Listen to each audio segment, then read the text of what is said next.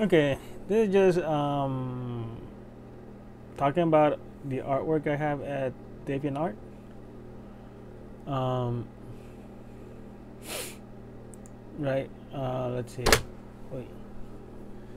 I have a lot of artwork here, like I guess 11 pages. Okay, a couple folders here, just slightly organized, but whatever. From the beginning, this one, Sonia Var. Uh, Outdated design. This is the female lead for my work. Sonia Var is the main protagonist, female protagonist of Crystal Destiny. One of the main playable characters. Next, again, her in an action pose. Sonia in action. This is Sonia in an action pose. Just what I just said. In more current designs of her, you can see many of the stuff that's stayed the same and stuff that has changed. One thing that has changed is the ponytail. Now she's right now she has kind of like a mid or high ponytail. In this picture, now she sports a low ponytail. Yeah, low ponytail, and the shape of her ponytail is far more consistent. Anyway, and also the diadem that she has, headband. I call it diadem. I don't know. What's a diadem? I'm from the Spanish diadema, which is kind of like a crown, sort of. I don't know. Whatever. Well, the design has changed. Instead of being blue, is actually wait. Is it? Okay, whatever. I'll explain a bit later. But right now, this is blue and it changes to yellow. But now that I think of it, should it still be blue?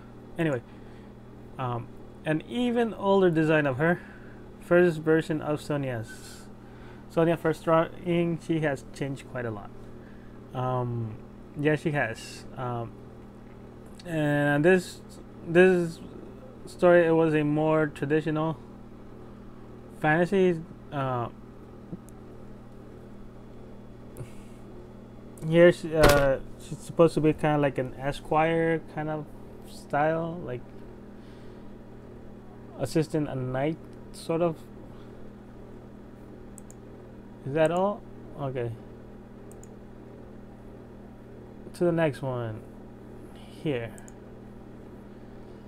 A slightly more modern version, but not modern enough, right? Previous version Sonia, this version of Sonia lasted a long time, and current version resembles this one a lot, but like for example the band that shapes her ponytail is not as prominent, and the shape of her ponytail is more consistent, and yeah. Duga, the race of pure life. I think that changed now. Being originally, it was conceived with kind of like 5 elements, right? Actually, wait. No, that lightning or thunder or whatever she is supposed to be kind of represents life. In contrast, ice, which is her counterpart or her opposite, the opposite of lightning is ice, and that one represents death, something like that. And over here we have Walcott of Sean, a highly creatively named character named after an individual called Sean Walcott.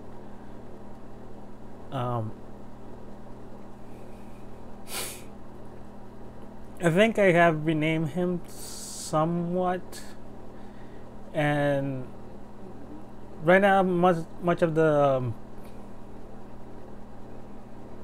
world building wasn't established as much. So like what he is wearing didn't really have a cultural attachment, kind of, unlike what she's wearing. Well, now they both do have. Uh, she's wearing a male Corley clothing, and he's wearing, well, a male Arya clothing. But I'll get to that later.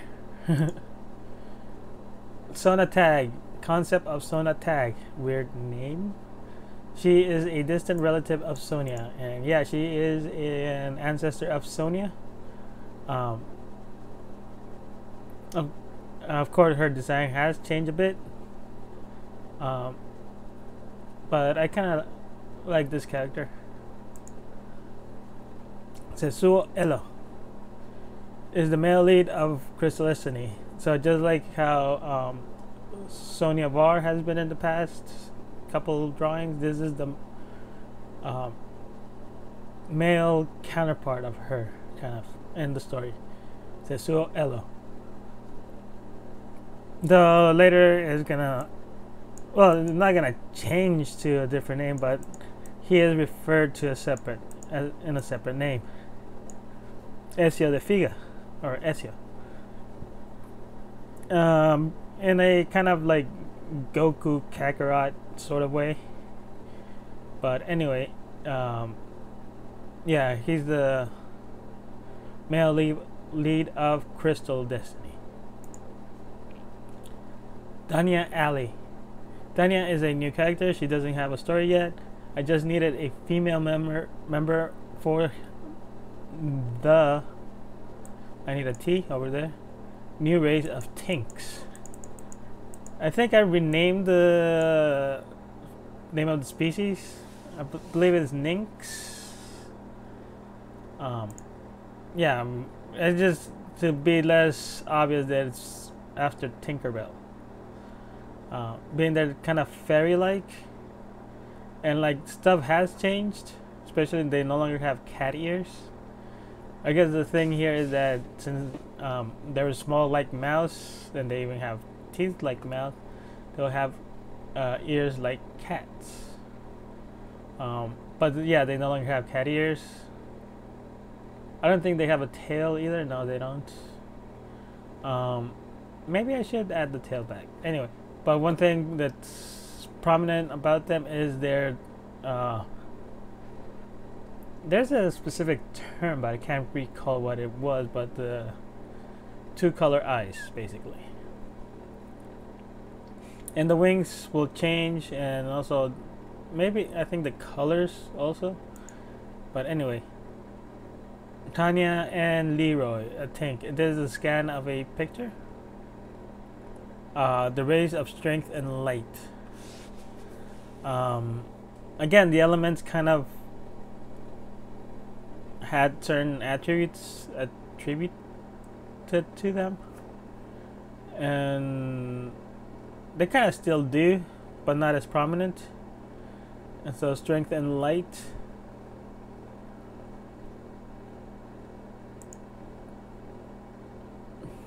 Sonya Var, chosen of lightning. Sonya Var, chosen of lightning. She was born from Donna and Roll Var, on the outskirts of Wellstown.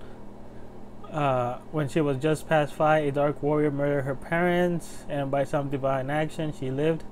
Since then, she cannot remember anything before then. She is now 15, owner of a pawn shop at Wellstown. So I need an S over here. So yeah, this pretty much has stayed. It's still the same. So who Dark Warrior is and what that divine action is probably gonna be a bit forward. But yeah, Yuri Ariel, or Yuri Ariel, I don't know. Children of Water is the 6th in line to rule Trinon Fields, but the line is getting shorter as the rulers are getting killed at battle.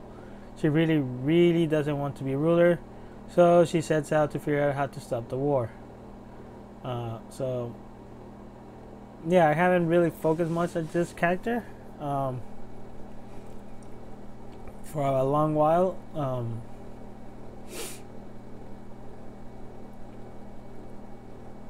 But yeah, that's the story for this one. Yeah, she's in the line of succession, but clearly she's getting closer to coronation because others are getting killed off in at war. But anyway, next one, Leanne Fowler, chosen of Wind. Leanne Fowler owns the largest harvest company in Valiant Sierra. Leanne doesn't want to pursue her family business. After a big argument with her family, she runs away. Man, another character I haven't focused on recently, but the design of the race she's on has changed since then, since this drawing. The main difference is the shape of the arms. They're now more wing-like. She'll appear in her current design later on, but yeah. Eo Da of Ice and Fire, Death. Eoda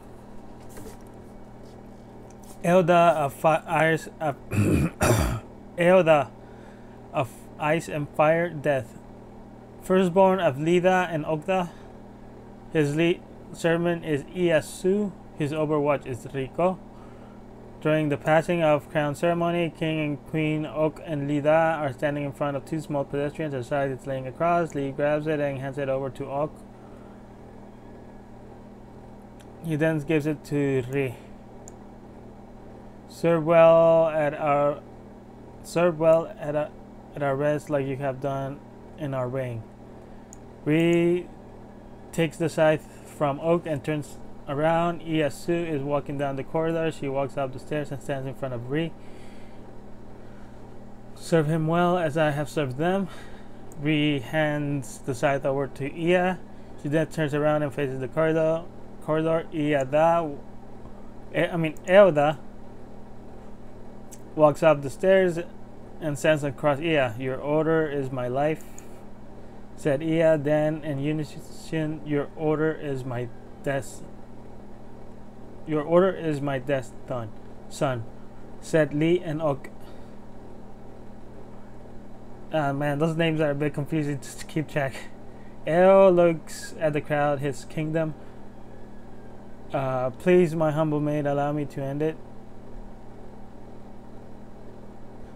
Iya walks towards them. She then kneels before El, presents him with the scythe. El takes it.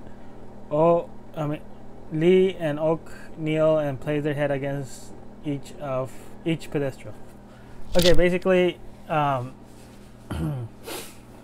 yeah, I guess I'll probably rework some of this stuff. Okay, so Lee and Oak.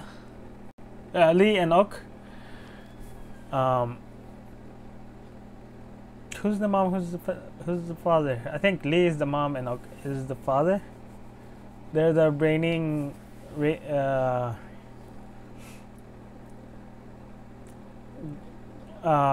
rulers of the wherever this place is, and El is the prince essentially, and is about to ascend to be king. Essentially, like most of this is still intact. The more has been added. This race basically has a interesting idea of how death works. That death and life are two separate existences. So right now they're in life, and when they're in death, they exist somewhere else. Kind of like a second life, sort of. I don't know. But the main thing is that they have very long lifespans, and their beliefs is because death has death as a deity There's no such thing as a death deity, by the way, but they believe that death and life are two deities, and death, for some reason, doesn't favor the Morts, which is this race, right? So the Morts feel like they have to do some sort of something in order to gain favor, in order to get that's favor, right? So once they have accomplished that, they can kill themselves, so they can exist in death. I don't know, whatever. But ultimately, over here, what's going on is that the king and queen have achieved death's favor, so they're having their son, Ale, kill them, so they can exist in death.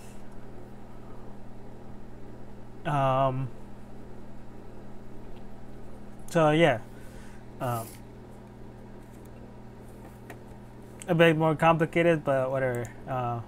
And of course, some stuff has changed in their design. For one, over here, I did not have pupils on them.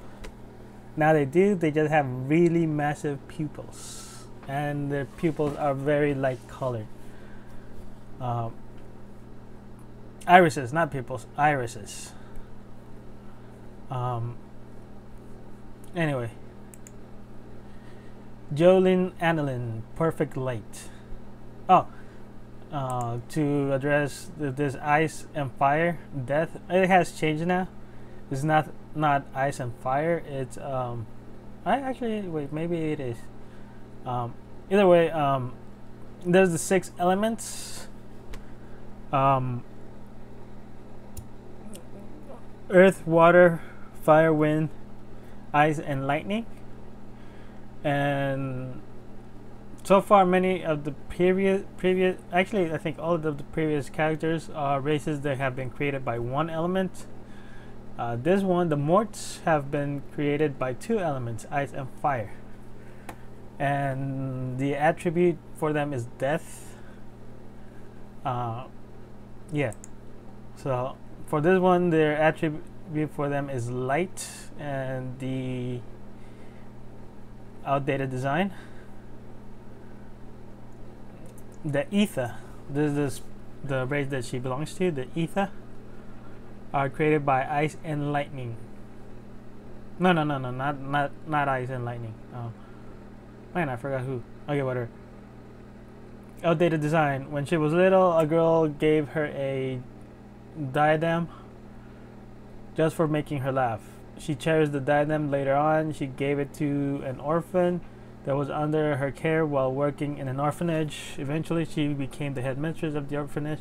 She continued working until Rob Soren assumed the throne. She was enslaved while she passed to serve in Graddock's palace. She met a young girl named Vicky. Vicky had lost her brother at the start of the war and eventually lost the will to live. Jolie took her under her wing near the end of the war. The palace was attacked. She helped the young warrior and his crew to advance through the palace. Eventually, she was free. Along with Vicky. She lived with her until Vicky died. Afterwards, she left, heading west until she reached Yellow Rift. She set up a new home at the Rift's walls, where she lived peacefully. One day, her peace was interrupted by a young girl wearing her diadem. One thing that I'm purposely vague on this description is that she is hundreds of years old. There's a couple races that do have long lifespans, and the Ether are one of them. And whatever, either way, this entire video is gonna have a ton of spoilers. The little girl who gave her a diadem is Lightning, and she gave her Lightning's diadem. Her diadem. um, what's it called? She gave the diadem to an orphan. Who was, what was the name?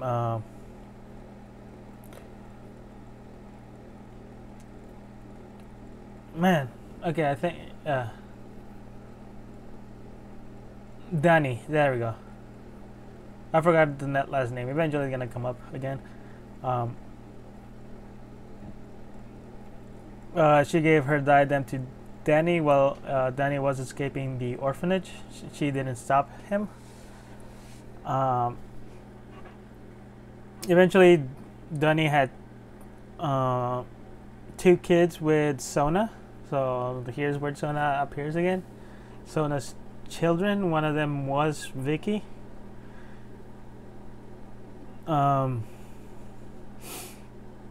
So Vicky lived with Jolie, the granddaughter of the young boy who she gave the diadem to. But Vicky had a brother, and eventually through his line the diadem was passed down. And what's it called?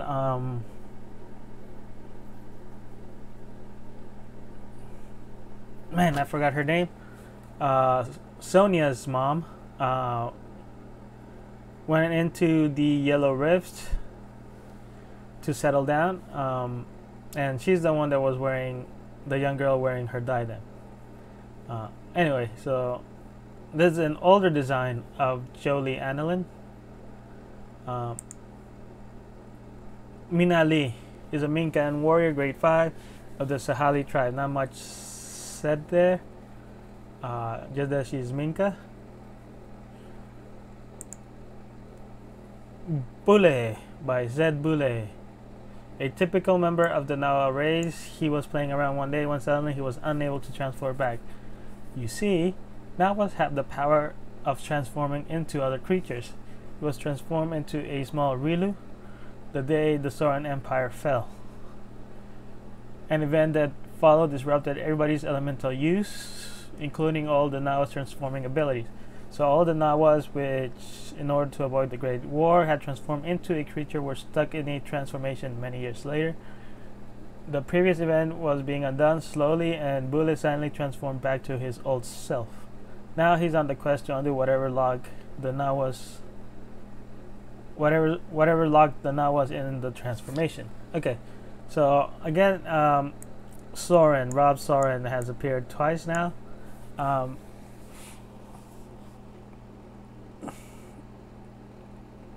Basically, Rob Soren is a, let's say, a conqueror. He conquered stuff and then he fell.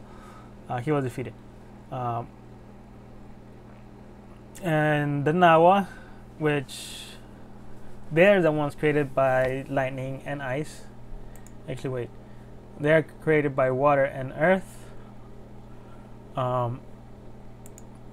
Lightning and ice. And yeah, that's a self-insert character. But whatever. They have the ability to not necessarily transform. I see it like shifting their being into something that they're not. Rilu is a small creature, so they basically, but whatever, they essentially transform into a Rilu. Like I said, there was a great war with Soren and all that kind of stuff. I should probably rename Soren, but whatever. There was a huge war, and the Nawa just transform into something in order to avoid it. But then after the war, they couldn't transform back. And actually, that's actually for some, it's gonna be an interesting narrative, because they After a certain point, they randomly transform back to their old selves, and so some of them, uh, okay, some of them transform into other races. Not this one transform into a creature, into a small animal. Others transform into other races, and they essentially live their lives as that. They continue living, and then they die, whatever. But in the process, they have a family and children. And the thing is that the children, some of them have been born transformed. Right? They ended up being born Nawa, but they're transformed into the race of the partner, right? And eventually some of them randomly transform back into Nawa, and so now nobody knows who they are, right? Anyway, but it's an interesting narrative device built into this world. But anyway, next. Huh. Do I have two Jolie? Oh. Okay. Perfect of light. So it's actually closer to the modern design. The one thing is that they no longer wear shoes.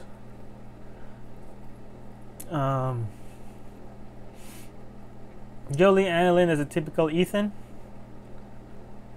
Now it's spelled basically like that. So Ethan. Anyway,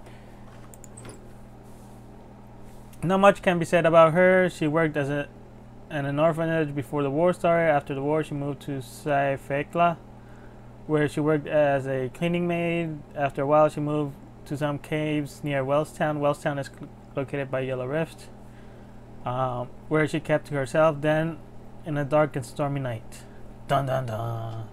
By the way, she's the divine intervention, whatever. Kalos Sade. Kalos Sade is an average Drevi. Drevi is the race that he belongs to. Not much has happened to him. He held a job in construction before the war started. After the war, he moved to the city of Saela Stai? Is that supposed to be Saifekla?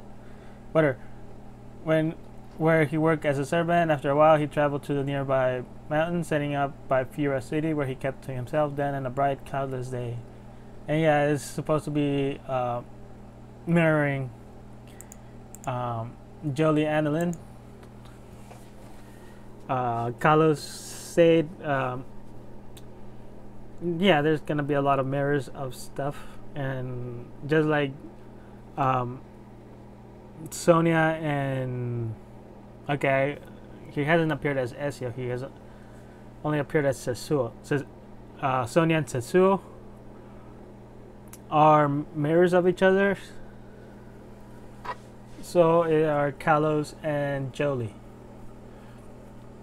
Anyway, next one, Alaya is a raw gladiator. She works in an underground fight club where she is the champion. Her sponsor encouraged her to fight at the arena. So now she has made it to the finals, facing 3 other fighters. So this, chronologically speaking, this is one of the earliest stories.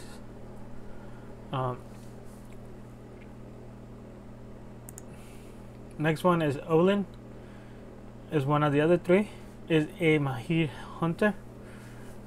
He travels around living off his hunts. He once traveled to a city with nothing to hunt. Running low on funds, he entered a fighting tournament. So now he has made it to the finals, facing 3 other fighters. Olin, Alaya, Lenova. The design of this race has changed For one, now the white of their eyes is now black. Mainly that, and also she now wears chains. No, wait, does she wear chains? No, she doesn't. Either way, whatever. Lenova is a lower dancer. She got into a dispute with some guys. She was able to subdue them. After seeing this, her owner decided to train her in fighting. To test her, she signed her up at the fighting arena. So now she has made it to the finals, facing 3 other fighters. So who's the 4th one? Asgarel is an Aryan thief. He stole from the wrong people. In order to hide, he accidentally joined a fighting tournament. So now he has made it to the finals, facing 3 other fighters. So yeah, those 4 are at the finals, facing each other. It's kind of like a gladiator coliseum kind of venue. So that's the story of them, kind of. Sonia's family. It's actually just 4 characters at various ages. Sona Tag, Sonia Var, Ruel Var, and Donna Luce. Donna and Roel are Sonia's parents, and Sona is Donna's ancestor. So there we go. Donna is the one that had the diadem heading towards Wellstown, which is located at the Yellow Rift. Let's see, just to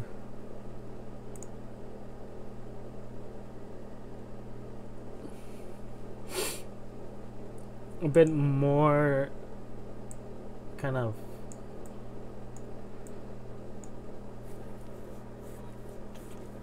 so let's see, who are these?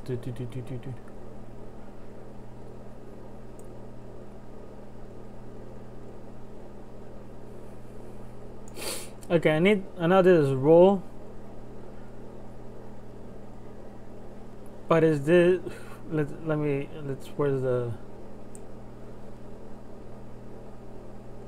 okay, Sonatay. Actually, it kind of does make sense.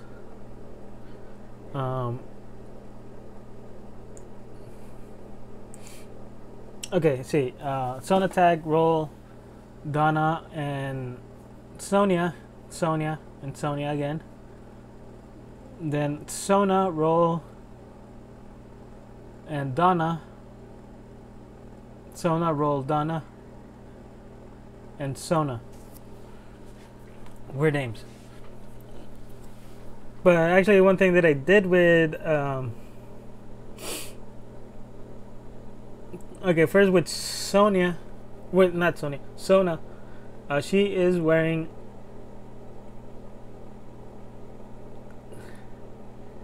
okay, it's not area clothing. It actually looks more like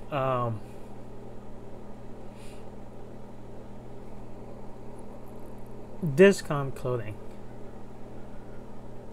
But whatever, she's not, I don't know what she's wearing here. Over here she is wearing Arya clothing, which over here is supposed to be the exact same clothing but more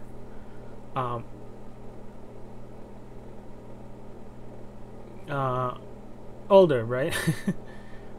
More torn up. So at whatever point she was in here, she ran away from the orphanage, and well, she kind of kept the same clothing, and it was just falling apart at this point. And see, at this point, see this one, I know she is definitely wearing discount clothing, and it does look like this one. It just the colors are not. I know these are discount colors, but not this ones. These ones are area colors. But whatever.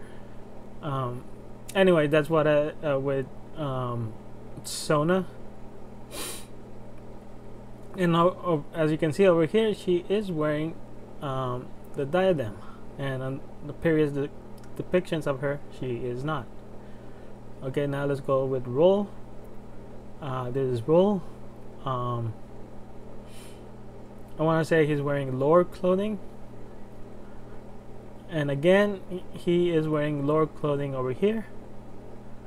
But over here he is wearing Corley clothing.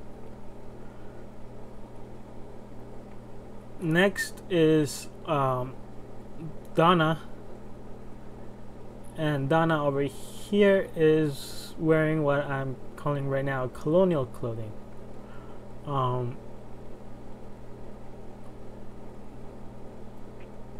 Where does she appear again? Okay, over here. And she is wearing Arya clothing over here. It looks Arya. And over here she is wearing Corley clothing. And as you can see over here, she does have the diadem at whatever age she was here. And as you can see, Sonya has the diadem at all three of her age groups, kind of. So yeah, that's a small representation of this.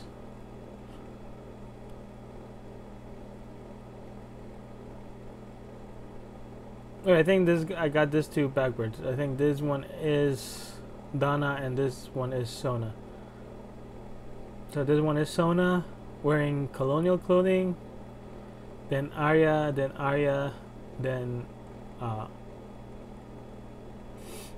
what did they call it? Discom. There you go. So it will make sense that this is Arya clothing and more Arya clothing, as this one has lore clothing and more lore clothing, and then they both have Corley clothing. Okay, back to here. Linda's Reed, a Laurel, or Lindy for short, abandoned shortly after birth. She grew up in an orphanage. Man, there's a lot of orphans. Orphanage till she was 16. She then set off on her own, ended up working as a maid. After some difficulties, she became a nurse. Eventually, she went back to the orphanage and cared like she was cared for. The thing about this character is that she is based on another character called Gandhi, right? Gandhi. It's an old anime. So basically, it's I guess an exercise in telling that story in this world. And one thing that has changed on her design is that the white of her eyes is now yellow. But besides that, she has remained the same. And as a matter of fact, she may end up appearing in Chronicle Destiny as the tutorial. A low poly Leon Sans obsolete. Newer version link here. Let's see. Okay.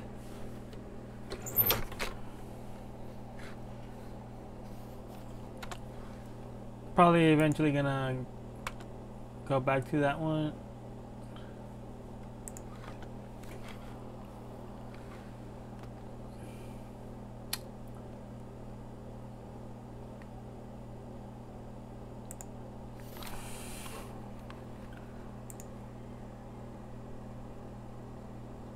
But now it doesn't have the next and forward, so let's go back to this.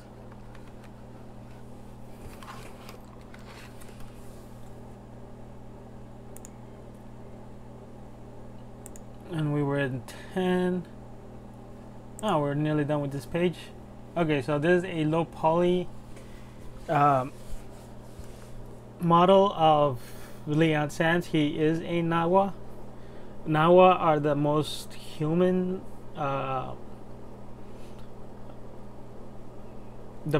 species here. Donnie Ann, another Nawa.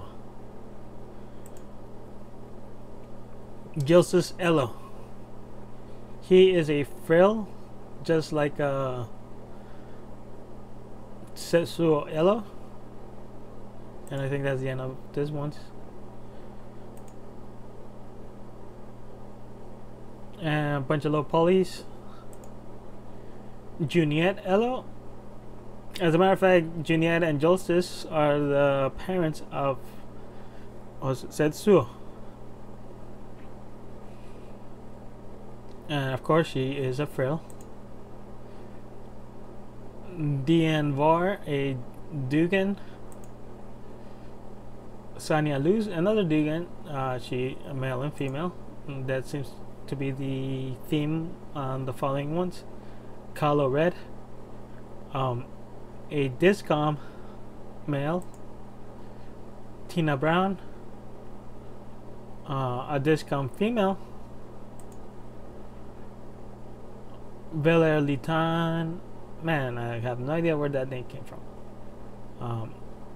A Mahir male.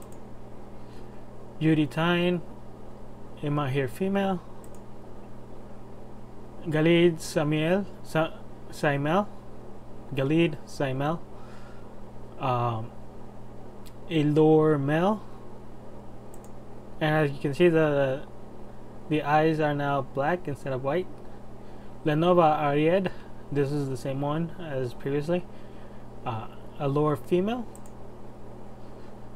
Alini Mired, an Arya female with the new design of the arms, but you can barely see it over here. Asgarel Lael, the same one as previously. As a matter of fact, I think that Asgarel did have the new arm design. Either way, Lo Su, a female Mort. Really, female Mort? No, that was a male Mort. Tina, a female Mort. One thing about the Morts, their name is just one syllable first name, one syllable last name. Sunly Thorn, a Laurel male. Yeah, he's a male Laurel. And a female Laurel, Villette Rote. Tabose, a male Minka. Rina V, a female Minka. Manui Nom Ames. Yeah, I have no idea where that name came from. He is a male Murai. Relina Reutmeyer, a female Murai. I did not put it. I didn't put a Jin in before them. Whatever. Enlo de Migo. He is a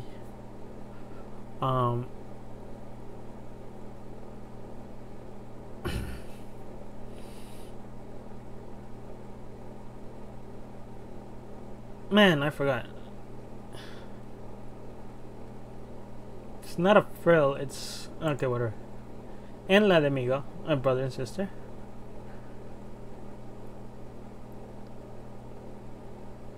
Esco? Whatever.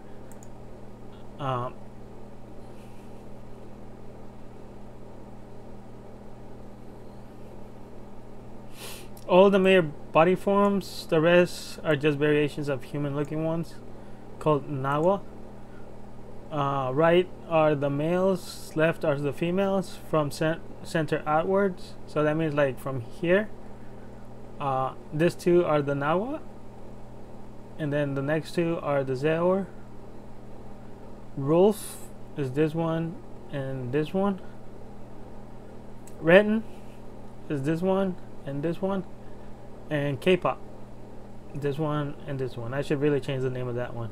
To do are the Ethan, Drevi, Lore, Arya, Discom, Mahir, Frill, Duga, Mort, Laurel, Minka, Murai, Jin, Emo. These guys are Emo. Corley and Tink. Like I said, the rest are variations of the Nawa. So many of these are all human looking with some differences. All of these are the non-human looking ones, except for the human looking ones on the middle. One thing is that they all have the same texture. As you can see, that all the fingers are separate and stuff, but they all have the same texture and all these different body shapes. I think I no longer have this file. Low poly emo. Experimenting on how to create different characters from a common mesh. These are 6 emo, 3 males, 3 females, and members of the Figa tribe. From left to right, Enlo de Migo, which is this guy, Enru de Migo, Esru de Figa, Etsi de Linet, Enli de Giva, and Enla de Miga. As you can see there, I kind of changed the naming a little bit, but it's well, I won't go into the naming right now. But basically, the last name is their tribe. The tribe that were born in, not the tribe that they are.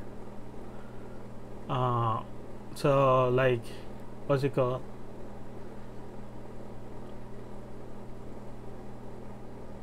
See, Enlo de Migo and Enru de Migo are came from a different tribe. Wait. Oh wait, I mean Enru and Emil de Giva came from different tribe. And then Enlo and Enla, where are they? Whatever. It's a bit too complicated. Either way, Juniet Elo was previously on low polyform, but now it's a higher polyform. Juniet Elo, 27, Frill Lady, House of Yoria, Fura City.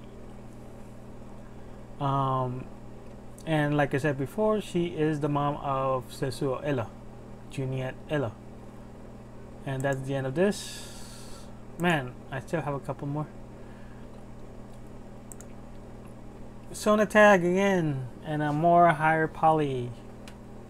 Sonatag 19, Duga, a noble rogue from the Vulcan lowlands. Sami Arona, 11 years old. Laurel socialite, a blue tribe, psionic forest.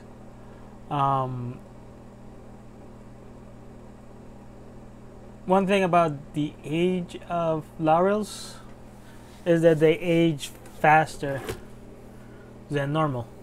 They're the counterparts of the morts. Like I said previously, the morts have a very long lifespan. In contrast, the laurel have short lifespans. So at 11 years old, she looks more like a 20-year-old person, right? And one thing is that they only have 3 digits, right? A thumb and 2 fingers. Let's see who else. Alina Rene, 19-year-old lore custodian, Esther Library, City of Satecla.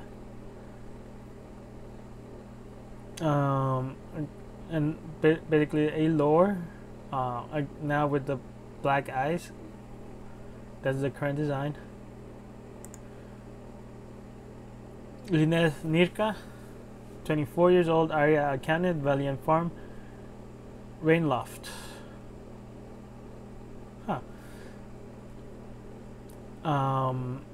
With the current arm design, the thing is that their arms look like winged, so they get flatter from the elbow down.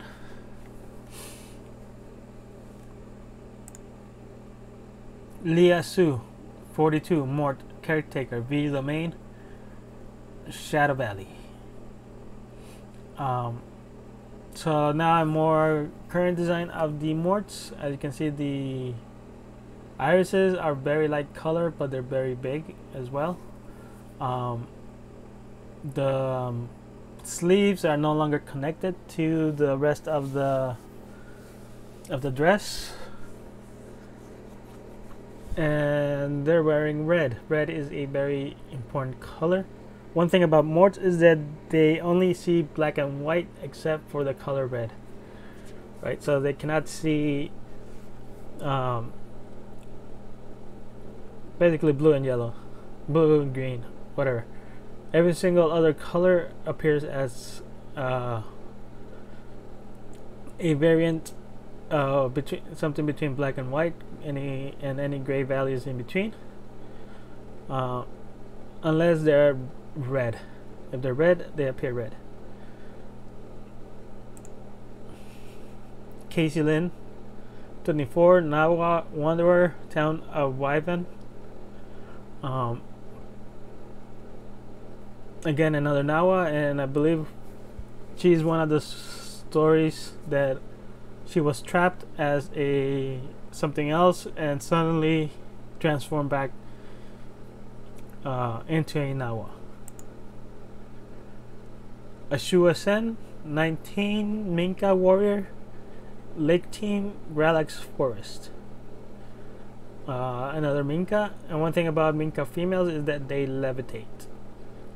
Arya, both male and female, levitate as well, but only Minka females levitate. Minka males don't.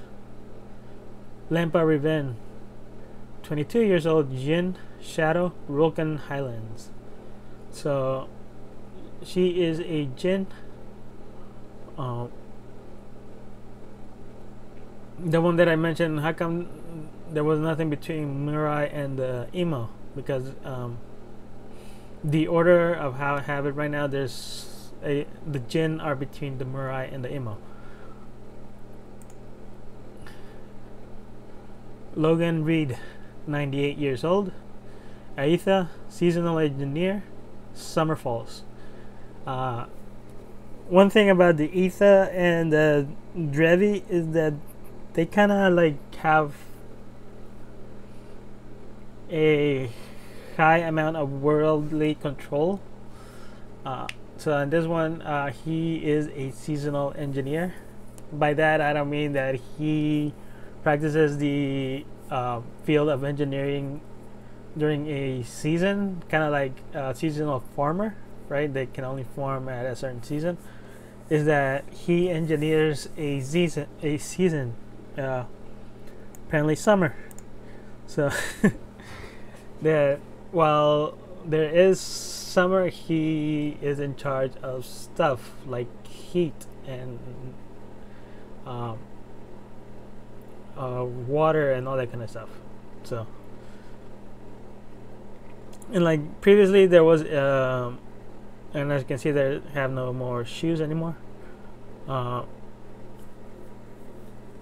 What's it called? The Kalos, that he was in construction. It was more akin to seasonal construction, constructing stuff in relation to a season. However, they do sometimes do go to normal stuff. Jolie actually was part of a regular orphanage. But anyway, Elise Annalyn, 101, Isa and Etha, seasonal planner, Winter Woods. So yeah, she plans winter. Leanne Sands, the higher resolution version of him. 23, Nawa Artisan, River's Edge Housing, City of Sagla. Danny Ann, again, higher resolution. 21, Nawa Carpenter, RM Farms. Ezio de Figa, and now over here he is being referred as Ezio de Figa rather than Tetsuo Ella. Just like I said before, it's actually more like a Kakarot Goku kind of deal. 14, Frill student, Figa tribe, El Nation. Sonia Var and her current design, basically. 13 years old, Dungan storekeeper, Wellstown. Rog Ironside. By the way, from Ezio, so from him, It's gonna be a bunch of playable characters. He's a playable character. Rog Ireside. 22, a discount supply logistics specialist, second class. Delta Post, East Section, 6th, 4th Division, Reina Fortress. Yeah, it's very militaristic. By supply logistics specialist, it means a store clerk. He sells stuff. Actually, well, he doesn't sell stuff. He's in charge of a store. Well, he's not in charge of a store, but he works at a store. Anyway, Judy Tyne, 22 years old. Mahir, General Princess, Trinon Kingdom, East Navy Sea. General Princess. One thing about the Mahir is that they have a dual civilian military roles. Hers is military role is general and civilian role is princess, so she's a general princess. Kind of I got the idea, of course, of Cena, the warrior princess, right? But a warrior will be mostly like a farmer, so warrior farmer. And general princess, I think it might be less than a general lieutenant princess. It'll be a general queen. Anyway, En La Demigo. No, okay, yeah, she is a playable character. En La Demigo, 14, emo, student, Figa tribe, Eo nation. Opposing equals. Sonia Var and Ezio de Figa, pure of lightning, pure of ice. I guess the following is gonna be posing two characters that are mirrored to each other, kind of. Like I said, there's a lot of mirroring in here. How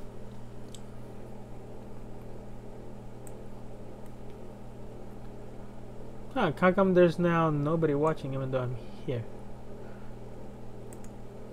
Anyway, okay. One thing, as you can see the diagram over here, previously in the previous design it was blue and it's yellow, and he has something over here that is blue.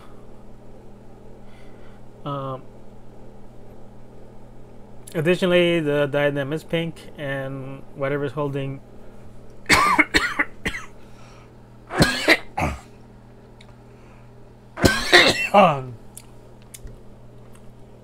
whatever's holding this is actually gray. It has to do with laurels and morts, but whatever.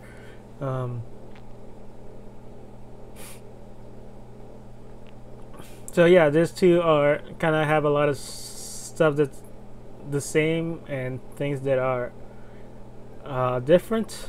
And over here, the title is opposing equals. Childhood friends. En La Amigo and Ezio de Figa. And basically this is an unrequited affection kind of story. He sees her just as a friend and she wants to be more than friends. Then this one, I kind of like the Tarzan and Jane, Cena and on Tarzan, that they touch each other's hands and they see that they're the same, but on this one that they're different, right? She's touching her hand, she's touching his hand, and they see that they're different. And yeah, they have one big mitten style hand. Well, their hand is like a mitten style, so they only have one finger. Test 1, right, of 3 previous characters. Lempa, Sona, Alina, and Casey. More test of man, I forgot her name. And her name. And Juniette. Sona, Sonia, Juniette, and Leanne. Previous Vulcan Inlands. Okay, there's a city,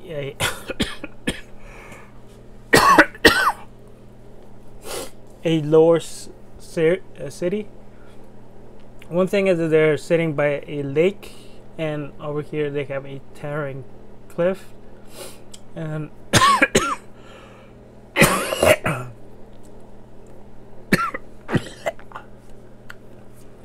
And what this is supposed to be is actually lava. And this lake is supposed to be a lake of lava.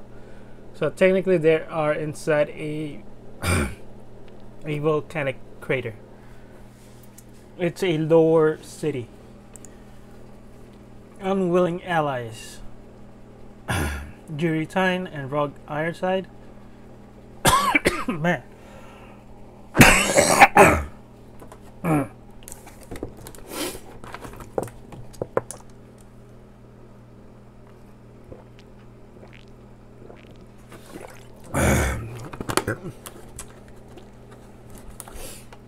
Pure up water and pure up earth. Basically, they don't want to help each other, but they kind of have to. It's in their best interest to help each other, even though they don't want to.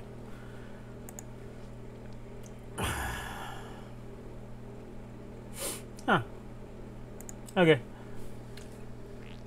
Rinavi, a 23-year-old Minka weaponeer, Jiran Forest.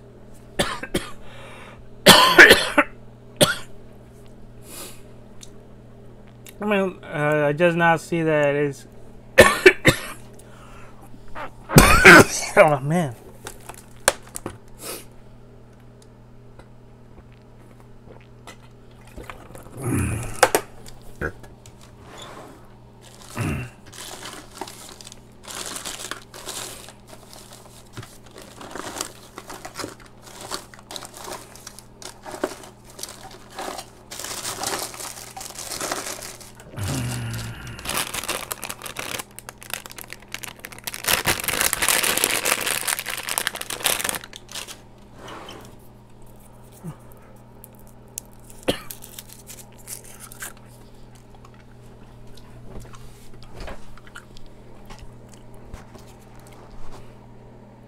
Okay, I just grabbed some cup drops. Hopefully that helps.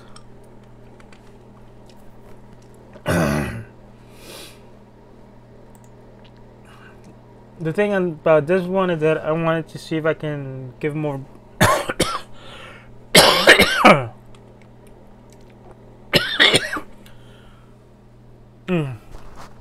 more variety into the Minka. Being the Minka is basically based on cats, so I want to see what more can I do with the Minka, and this one is based on a skunk, right? Next, this one is based on a squirrel. Lani Su, 24 years old, Minka, combat medic, deer and rainforest. One thing about the Minka is that, okay, there's two things overall of each species, of each culture, is that if they're male or female or neutral dominated, and also what kind of government they have. With the Minka, they are female dominated, so females tends to hold positions of power, and they're also highly militaristic. Kind of think of Amazonian kind of. As a matter of fact, since they are in a rainforest, like the Amazon rainforest, so they are very militaristic kind of. So she's a weaponeer, as in she crafts weapons. Rekuto, a 22-year-old Minka caretaker, Jiran Rainforest, being that he is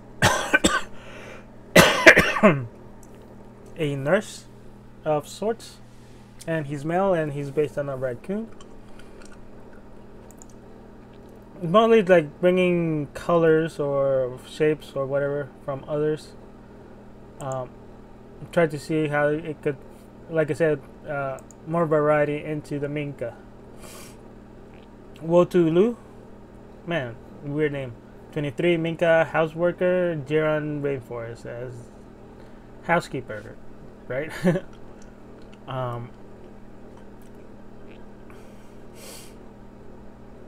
I think there's like a wolf, coyote, something dog-like uh, inspiration. But anyway, I kind of like how it came out. Still keeping the Minka kind of body shape and just altering the colors. Lindy Reed Remdry, 17-year-old Laurel student lord, Lawrence City Gascar, uh, Gascar, whatever. Again, Lindy wearing an area clothing because she is attending an area school to become a lord.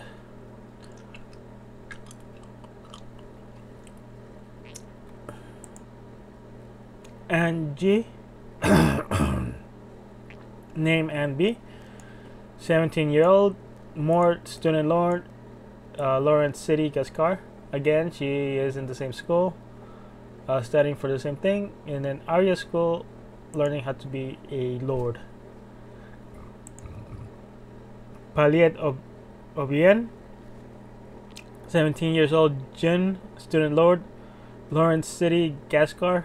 One thing I tried to do with Jins is that try to introduce some sort of asymmetry. One main thing is their pinky finger is always like at a separate, like how they make like grabbing a cup of tea in a very fancy way. You put your pinky finger up or something like that. They always have it like that. Their pinky finger is always separate than what the rest of the fingers are doing.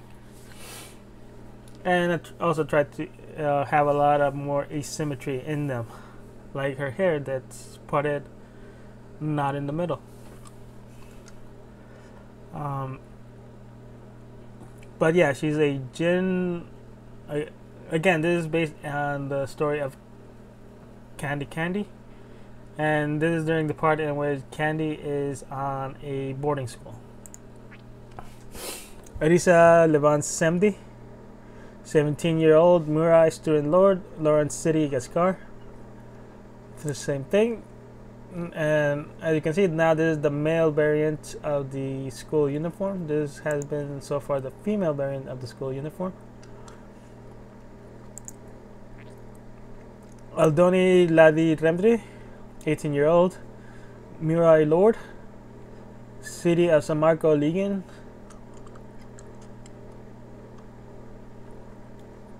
Actually, I think no. Okay.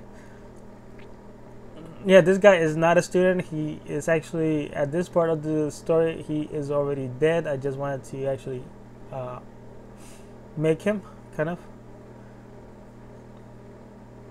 No, wait. Is it? Okay, whatever.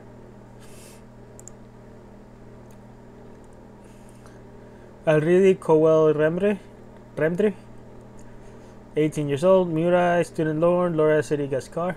See, this guy he is not a student lord, but a lord of City of San Marco, Ligan. Asteri Cowell Remedy, 17 years old, Murai, student lord, Lawrence City Gascar. Anaildi, Levas Semdi, 18-year-old, Murai, student lord, Lawrence City Gascar.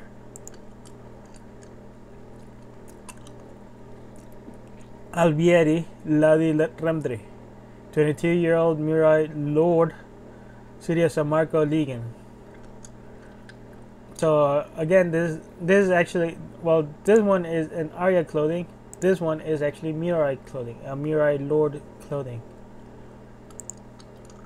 Sweelands Niven, 18-year-old Jin, student lord, Lawrence City Gascar. Andu Doludi, Atno. 49-year-old emo social worker, Renette Town, Ligan. So apparently Ligan is kind of like a state of some sorts. But anyway, she is a social worker. She actually runs an orphanage. A lot of orphans. Lariam Cassell, 32-year-old area social worker, Renette Town, Ligan. She works with Andu, right? And Adnu, backwards, Adnu. She worked with Adnu on the same orphanage. Tomo Steen, 19-year-old lower farmer, Steen Farms, Ligan. He was an orphan on the same orphanage of Lindy and that Lindy was. That is ran by this two. Jima Carlite, 9-year-old Lord Wrangler, Carlite Ranch, Ligan. Again, another orphan on that same orphanage that was adopted. Oh yeah, they have already been adopted at this point by farmers or ranchers. Mari Liel, 38-year-old Lord Medic, Mikan City, Broken. He is a doctor of sorts. Lynette Viden, 17-year-old area nurse, Mikan City, Broken. She is a nurse. Eventually, Lindy also becomes a nurse, and she works alongside her. Alroy Brett Remdry, 72-year-old Murai Lady Matriarch, City of San Marco, Ligan. Again, she has a more elaborate Lord style clothing for the Murai.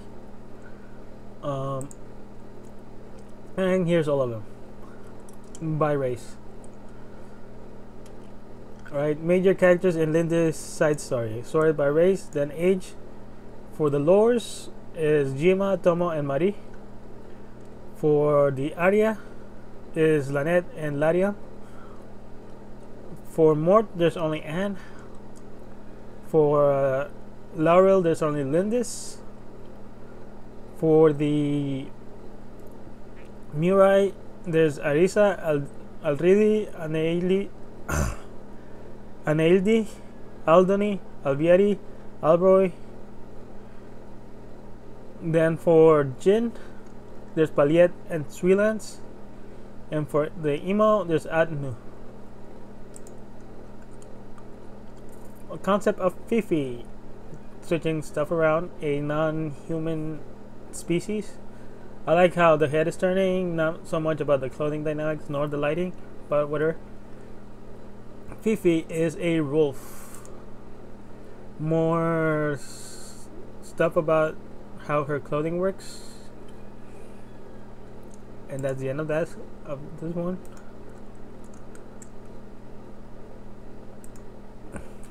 Rufo. Well, he is a member of the only race still enslaved, the wolves. He, however, was born freed himself. Oh, he was born to freed slaves, himself also being free. He works as a hunter, selling his catches. He lives a simple life and a humble life, but sees the condition of his people. Okay, the one thing, by slaves, I mean more like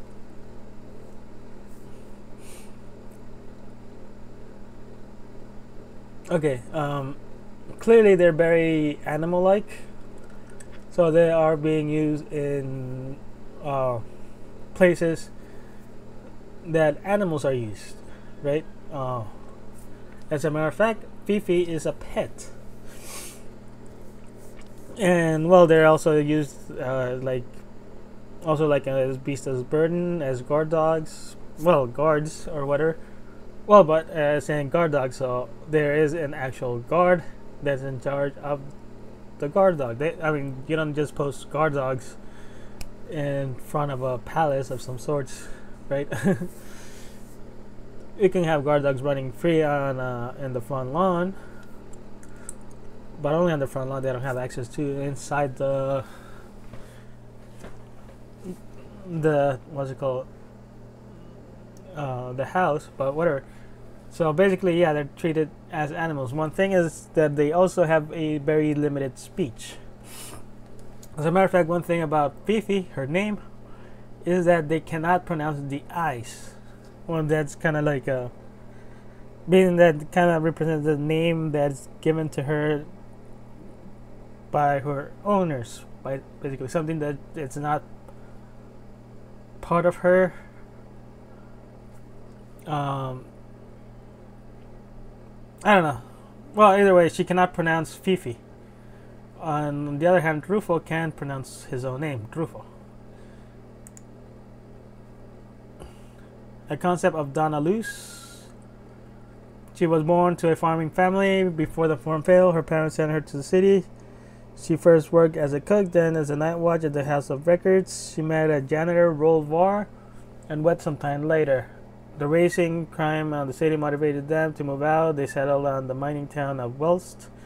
She and her daughter Sonia She had a daughter, Sonia Var, soon after arriving. She worked at the records and rations shop. When her daughter was 5 years old, a crazed warrior murdered her and her husband, leaving her daughter behind. Koda Anid, 28-year-old, Lower Royal Guard, Ragnat Vulcan Underlands.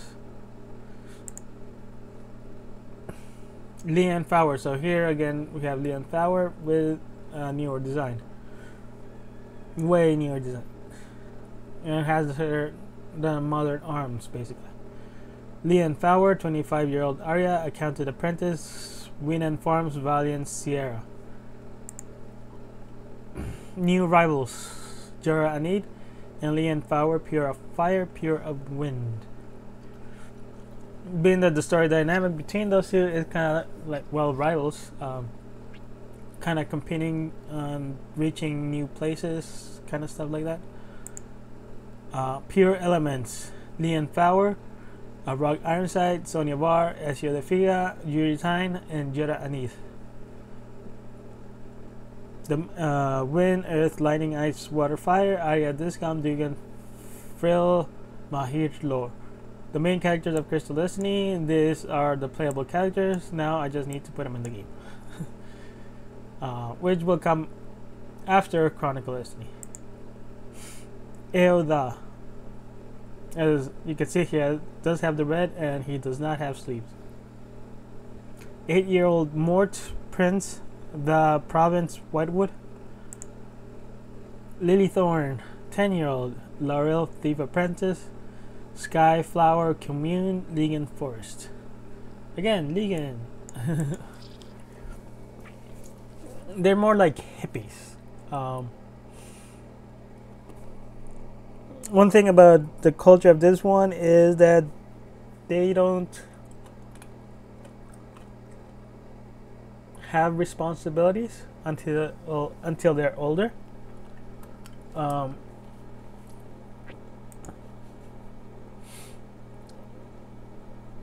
The thing about that is that up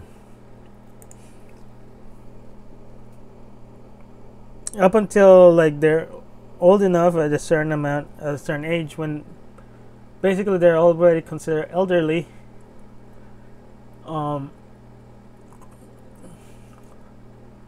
they kind of don't accept responsibility. They're kind of like teenagers for most of their lives.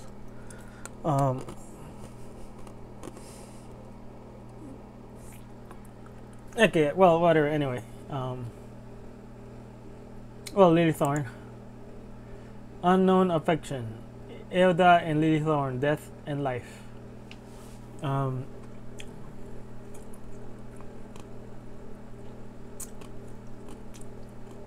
Being that they end up being good friends. Tao Chess, 32-year-old sailor, miner, Rosa Mines Jinko. Jade Lee, 32-year-old Minka warrior, Samti tribe, Jiran rainforest. Oh yeah, I was gonna comment about this, that it sounds a lot like Jiren from Dragon Ball Super, but it was clearly done way before Dragon Ball Super, at least 2012, right? That's when it was uploaded, submitted on 2012. Yeah. Proper equipment: Douches and Jade Lee, strength and wisdom. Being like zero male are kind of considered property, and since they're big and strong, they can like do a lot of heavy lifting. So yeah, proper equipment as whatever she has, she needs to go. Tao can clear all obstacles basically. Mile Diep Rebelli, 27-year-old Murai warrior, Rebelli clan, Lyrax Plains.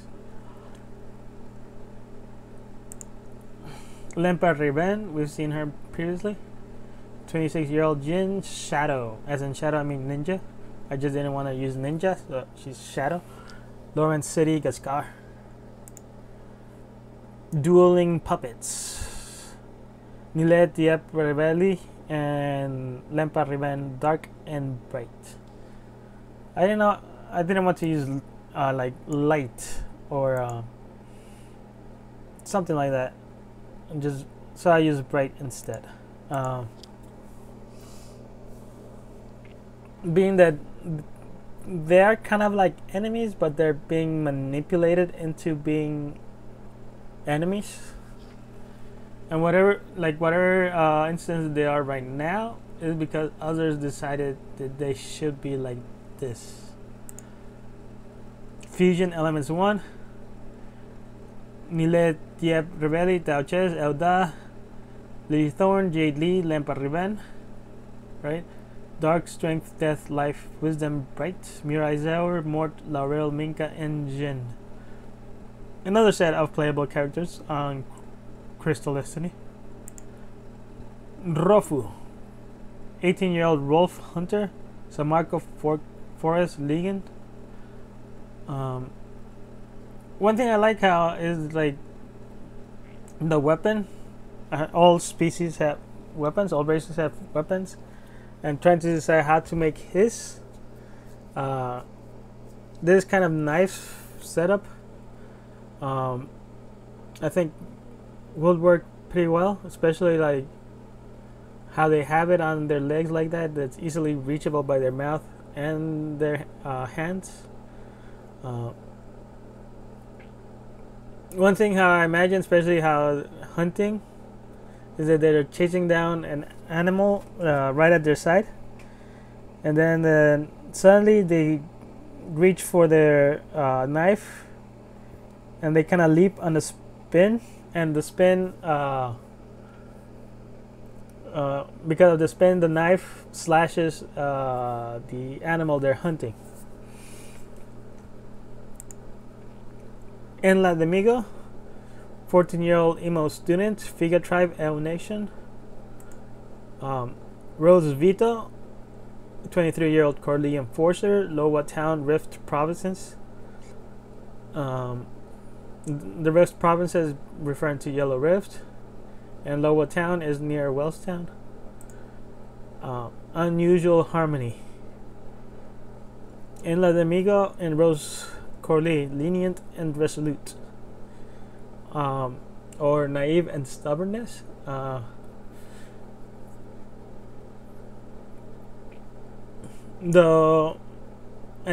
now the Corleys are so much bigger. Previously they were short. They kind of were like the dwarves of this world, but then after a while I decided to just make them really big. So the females are really tall.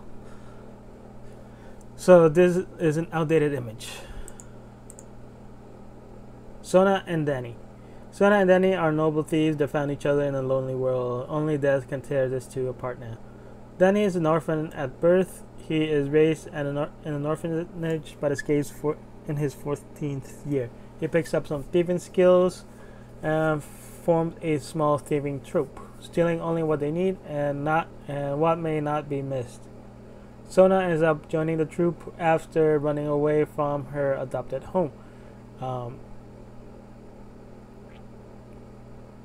They fall for each other and marry on a routine resupply mission. The town was awaiting to catch another group of thieves that is stealing their cattle. In the chaos, Danny is one of the casualties. She escapes the ambush but loses her memory. After some traveling, she is picked up by a caravan. Shortly, she gives birth to twins, Danny's children. She is plagued by dreams and hallucinations of Danny's demise, not recognizing who he is. Some years later, she meets again with the surviving members of the thieving troupe, not recognizing them. So years after that, she is killed by raiders attacking the caravan. The children survive. One thing about deviants is that they have this what's it called? This form of amnesia, in which when they lose someone, they forget them. So Danny died, so she forgets about Danny, and so basically they forget absolutely everything about them, as if they never existed. So when he meets the thieving troupe again, which was Danny's thieving troupe, or basically, yeah, the majority of the interactions with the other thieves were because of Danny. She also forgets the rest of the group. Relim, Sona, and Vicky in the caravan. So here we have Vicky again, whom Jolie meets in the castle. So this is during the time period of the war, and that's the brother, Relim, and she has a diadem over here. So he's the one that eventually picks up the diadem. But yeah, here's Vicky, Relim, and Sona. Sona tag. In different ages. First, when she was 10 years old, wearing a typical deviant clothing. She only has her ears and lower eyelid markings. Okay, one thing. As you can see over here, that she doesn't have sleeves. She doesn't have, her arms are not black, but over here they are black, and her feet are black down here.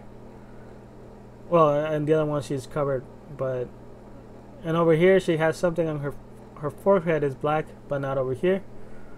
And also over here, the entirety of her eye is black, while on the previous ones they're not. Those are 8 different markings that appear at different ages. So she has her ears and lower eyelid markings as a 10-year-old. Next is a 15-year-old, where she is wearing a typical Arya clothing and has her leg markings, but are covered by her pants. So as a 10-year-old, if she were wearing shorts, she wouldn't have her leg markings like she has here. At this age, she does have her leg markings, but since she's wearing pants, you can't see them. You can't, yeah, they're not visible. In her 20 years old, she is wearing the same clothing, but worn down, bleached by the sun, so is her skin and hair. She has her arm markings. So yeah, from here to here, her skin is darker, her hair is darker, and the clothing she's wearing is also a different color because of the sun. And it is the same clothing but torn down, and at this age she has her leg markings. At 25-year-old, she wears typical discount clothing and has her markings on her upper eyelids and face. The triangle on her forehead mostly covered by hair and headband. So okay, a bit more zoomed in,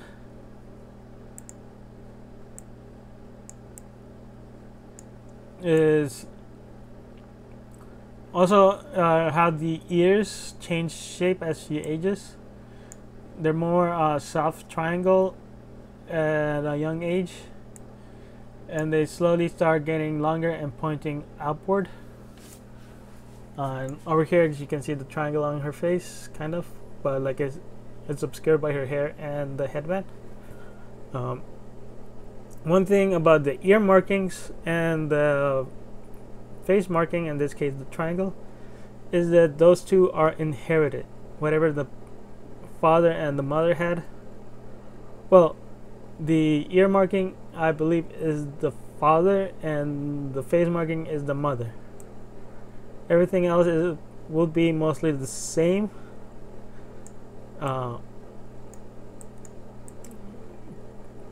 But the ear and face markings are inherited, and one of the first markings they get is the ear marking, but then they later get the face marking.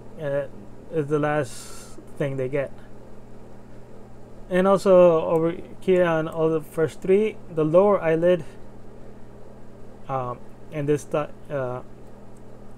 style, basically this is the lower eyelid, is black, while the upper eyelid is not. But eventually when she gets older, the upper eyelid also gets black.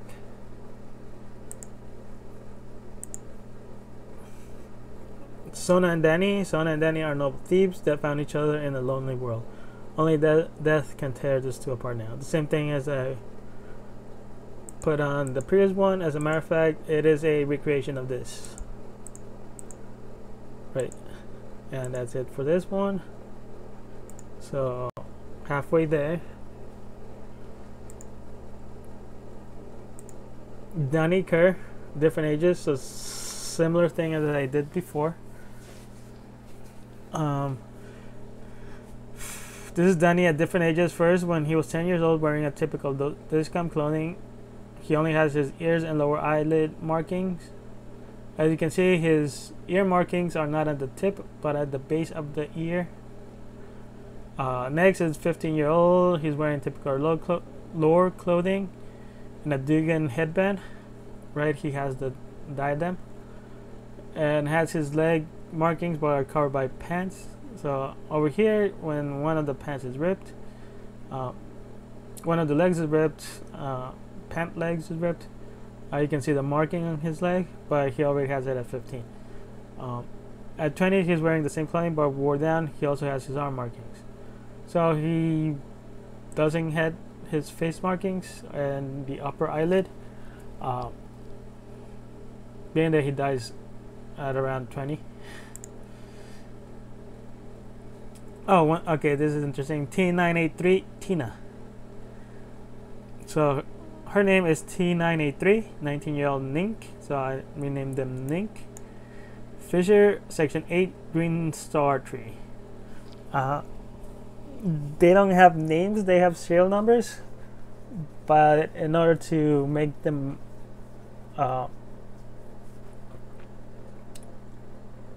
what is it called? Angelization? Whatever. When they change their name into a more American style, being as you can see, they're clearly modeled after mice. In an American Tale, Fievel and his sister, man, what was her sister's name? Tanya. Fievel and Tanya got their names changed to Philly and Tina. So, being that that is actually something that happened in real world during all that immigration stuff. So their name is Tina. Well, their actual name is T983, but they're by others that are not Ninks refer her as Tina. And the thing how these names arrived has something to do with how their actual name is. T9, Tina. So yeah, they're kind of like elite style kind of names. And so as you can see, they have the 2-color eyes. They no longer have the cat ears. They have mouse ears. And one thing about the colors is as their fur color is more bluish for females, and their hair is pinkish, and it's opposite for males. Voiceless outcast. So Rofu and T983 Tina, mindful and headlong. Yeah, like I said, the wolves have limited pronunciation. Like I said, Fifi cannot even pronounce her own name because they cannot pronounce ice. In contrast, the Nynx, similar to how Tinkerbell only speaks in rings. Something similar with the Nynx, so nobody really understands them. So that's why they're voiceless outcasts. Random sketch of a young Laurel girl. Random sketch of a young Laurel girl. So yeah, Laurel. And I kind of changed the style a little bit, but not that much. Thinking of. Lena is thinking of someone.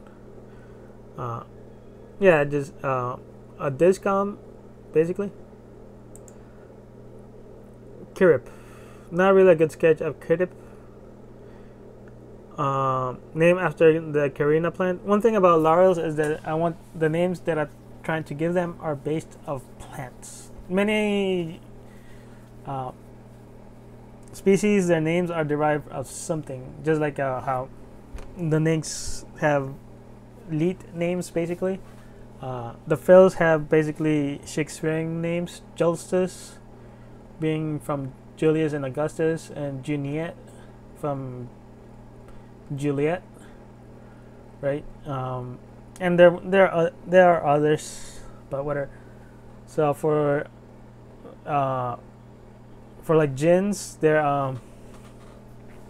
come from rivers, and for laurels they come from plants. Maybe change the shoe color, but he's wearing gin clothing, not laurel. So while the color scheme is consistent with gin style, it doesn't really work with laurels. So he is wearing a gin clothing. Oh yeah, and laurels do surf on leaves. Sophie. Oh, okay, this one is interesting. Sophie is a Dugan Mort hybrid. A Dugan mother and a Mort father. She has mostly a Dugan physique, but she is taller, rounder face, larger irises, and her ears remain round like a child. Just like how I mentioned earlier, as they grow, their ears become pointier, but for her, they do not become pointier. They remain round. Her skin is pale, but not white like a Mort. Her hair is nearly as smooth as a Mort, without the structure that the Dugans have, save for the split above the left eye instead of being centered. She is right-handed like Mort's. She wears Mort clothing, but the jewel is yellow, which isn't a Mort color. Dugan traits physique: 4 fingers, 2 toes, triangular ears, hair is split above the left ear.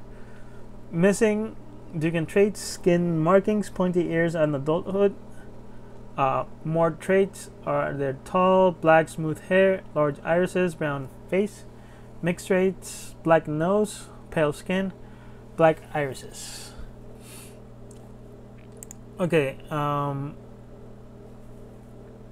yeah, like I said, she is a Dugan Mort hybrid. How hybrids work is that overall the body plan of the mother is followed.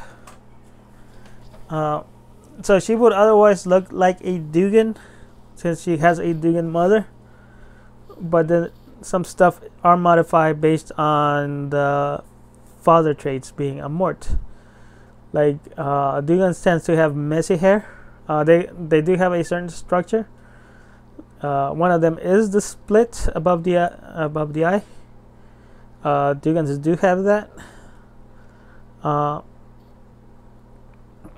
But how their hair is actually like split in layers, which this one doesn't have. It's just straight smooth hair, just like a Mort, and it's black like a Mort instead of yellow. The iris is black instead of yellow, though it is not light gray like a Mort. Has black nose instead of pink nose. She has absolutely none of the markings that I mentioned before, and has a pale skin, not necessarily white, but not necessarily like a peach color as Dugans tend to have. And she is tall for a Dugan, so if you get a bunch of Dugans together and her, she will easily be taller than all of them. I think Dugans have them, they like around 5 feet tall, both males and females. And over here, Dugan hybrids. So after doing Sophie, oh yeah, one thing about his name, Sophie. Sophia is actually a Dugan name, just like Sonia, Sona, Tanya is actually another Dugan name. I do have a list of acceptable Dugan names. Sophia is a Dugan name. In contrast, in addition, Sophie is a Mort name, with Fee actually being the last name of his father. So her actual name is Sophie, being that it does carry the last name of her father, Fee, but she is being referred as Sophia, as a Dugan name, not recognizing her Mort heritage, kind of. Either way, Dugan hybrid. I wonder what the traits would hybrids possess. This Rant explores hybrids of a Dugan mother and any father, though not final. It does give me a good idea how to handle hybrid designs. Each hybrid sports clothing that is typical to the father race, and the last 4 races are missing because I'm still not sure how to handle them. So let's see what they are.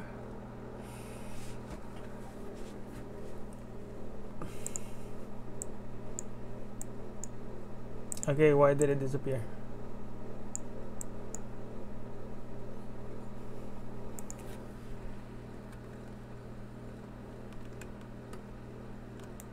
Okay, the first one here is a frill, which those are the mainly blue guys.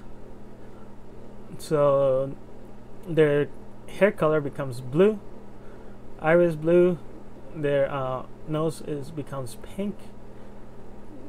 They seem to lose their arm and other markings. They only retain their face and ear markings, so they only retain their inherited markings. How would it inherit a father marking? I think it inherits the same as the mother. Whatever the mother had, the frill will also have, because the father clearly doesn't have any markings. And the skin becomes this kind of yellowish color. So next is the Dugan. This is the standard. So if it's a regular mother and father, this is how it will be. A regular mother and father that are regular Dugans, that's how the child will be. Next is the Discom. Those are the kind of like mice, rat people. Military, not the small ones, but the normal size. So they have absolutely no markings. Their hair color and everything are more orange. I guess because of the red of their hair. And yeah, that's about it. For the next is the Mahir. Those are the water people, the princess, the general princess. They get different kind of markings that are actually more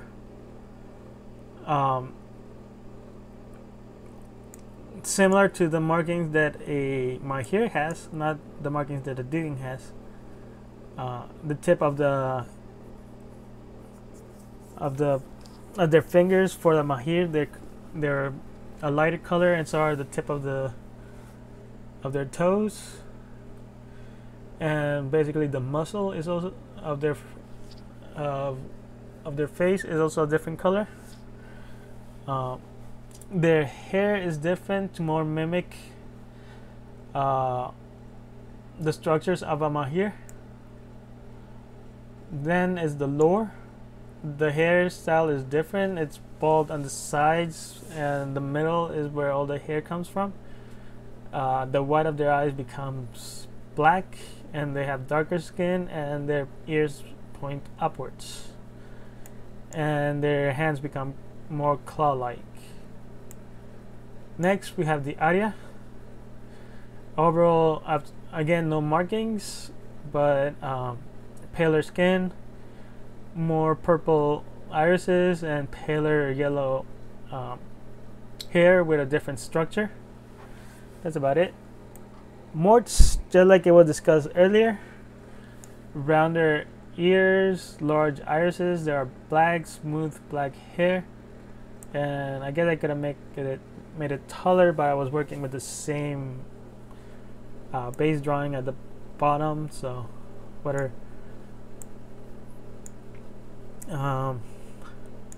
Laurel, shorter, messier hair, green skin, but the same yellow irises, and yeah, that's about it. Oh yeah, and they have red noses, brown noses, red. Huh. Oh yeah, the males they have red, the females have pink. Okay. And this one has magenta. Zewar, which those are the big bull-like creatures. So now they have horns, they have floppier ears, and the structure of their legs, of their feet are different, how their toes are, and overall a brown color scheme. With the Minka, they don't have hair on top.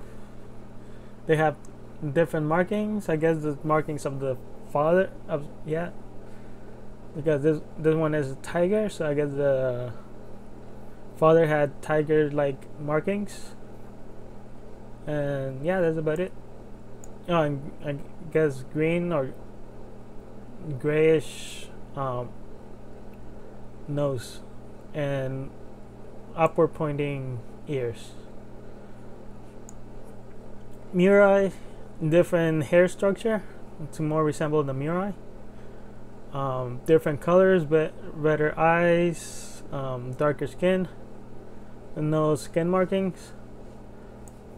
Man, many of them simply don't have the skin markings.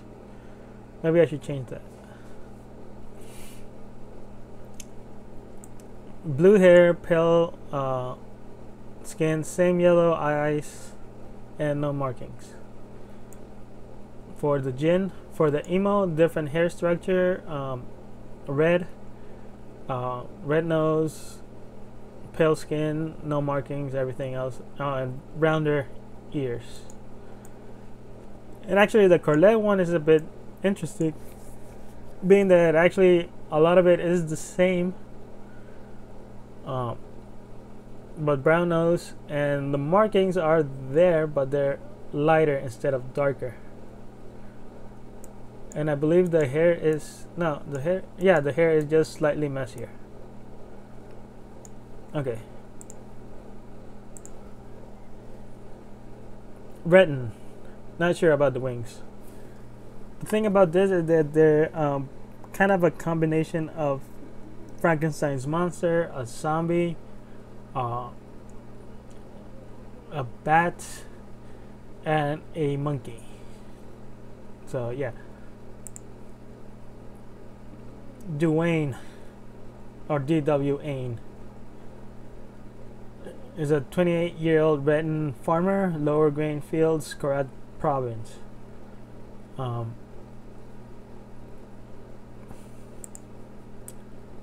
oh wait, next one. Tragor Doko, 31-year K-pop woodsmith, Lower Grain Fields, Korat Province. One thing about that I want to do with the K-pop is that they can stand. They work both. Okay, see, they have 3 pairs of limbs: the regular arms, the regular legs, and this middle set, which I wanted to work both as arms and legs. Right now he's standing on all 4s like a centaur, but over here he was standing on 2s, and this 2 should have some usefulness as a arms. Cooperative knowledge. DWN Tragordoko, insightful and abiding. Fusion elements. Duane, Rofu, en la Domingo, Rosvito, T983, Tragordoko. Insightful, mindful, lenient, resolute, headlong, abiding. Written, Rolf, Emo, Corlet, Nink, and K-pop. Then we have Jolie Annalyn again, and now without shoes. Like I said, I changed that.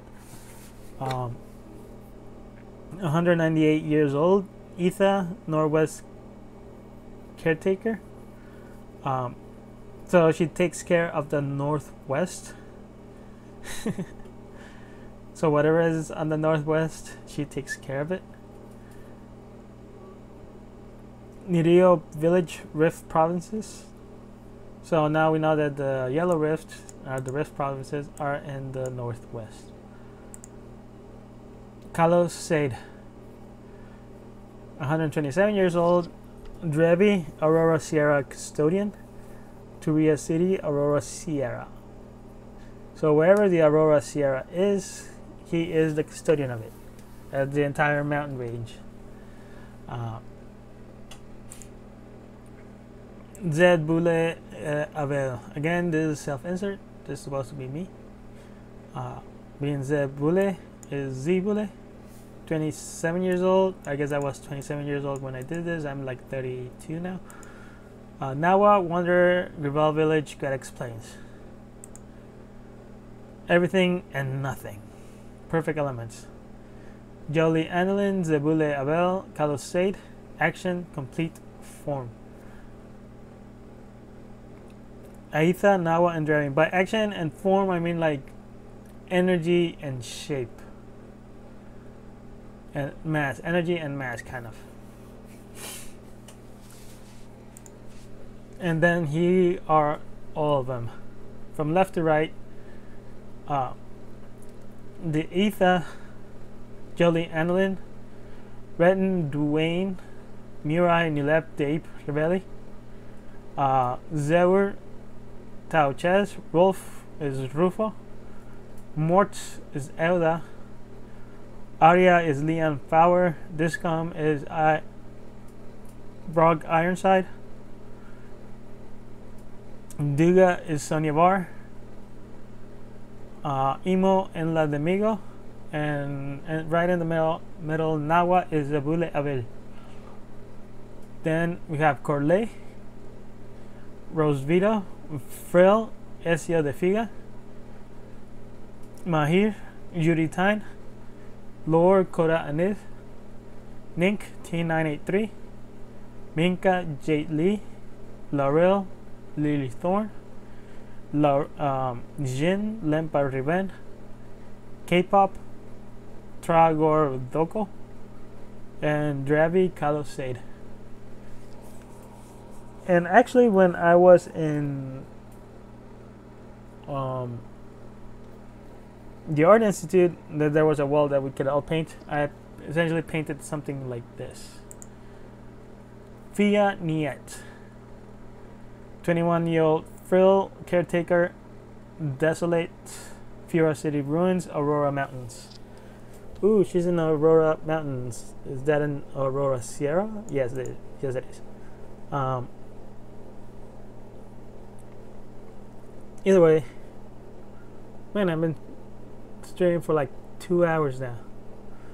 Okay, hopefully I'm halfway finished, I think. Either way,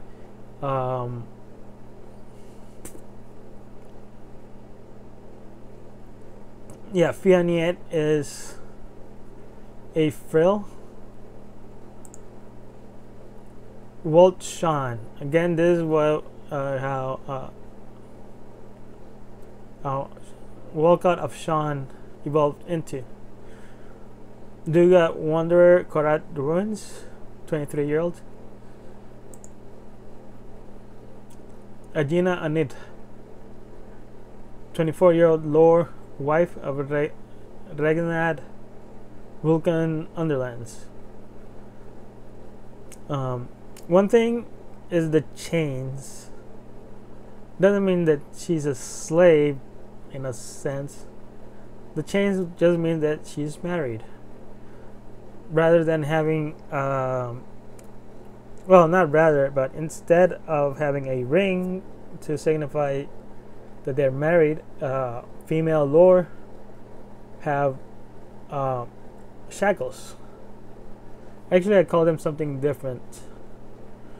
Being that they can just be wooden bindings on their arms and wrist, it could be not even binded at all. They could be binded by rope, or being that here that she is from a wealthy family, she actually has metal chains to signify that she is from a wealthy family, kind of. Well, not necessarily signify, but it's kind of like buying a diamond ring, right?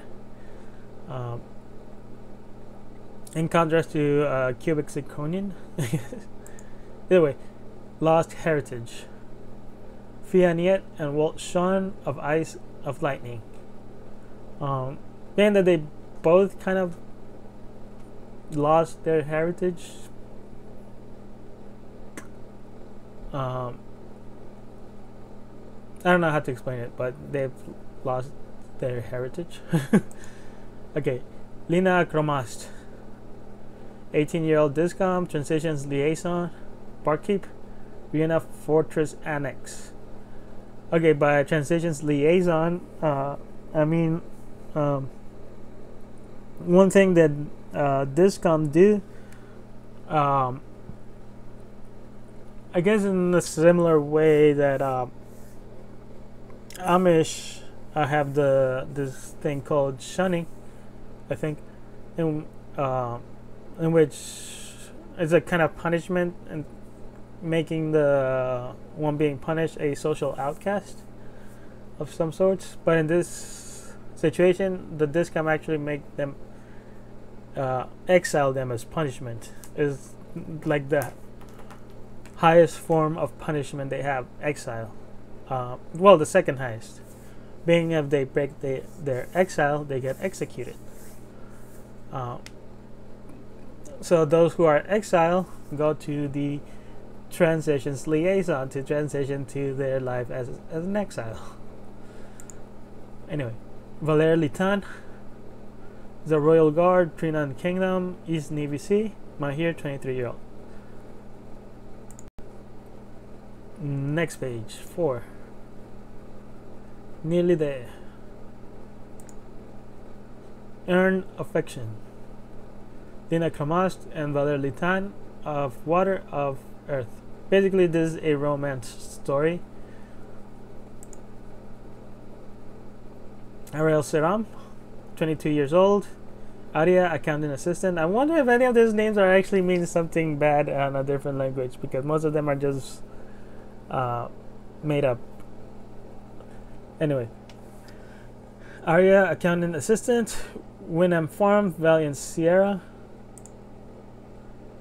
mutual standing. Ajina Anid and Ariel Saram, of fire of wind. Ieyasu. So here we have Ieyasu from the story previously. 7-year-old Mord caretaker apprentice the province Whitewood. Again, that story basically there was the king and queen, there was the prince, there was the major domo, the servant, basically confidant, vizier or whatever, kind of that kind of work path.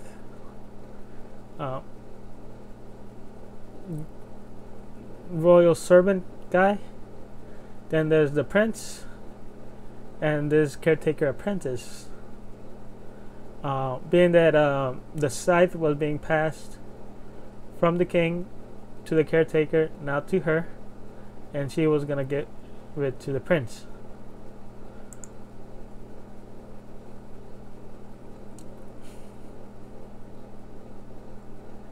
Okay, Sunny Thorn, 18-year-old Laurel Thief, Sky Flower Commune, League and Forest.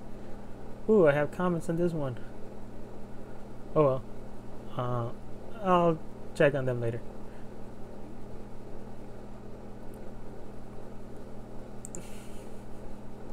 Equal pace.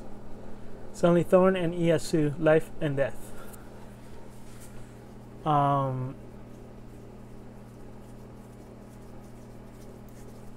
Man, I can't recall why is it equal pace. I think they're, for one, they are of the same age. By that I mean, okay, he is 18 years old and she is 7. But, like I said, for Laurels, they age faster and Morts age slower.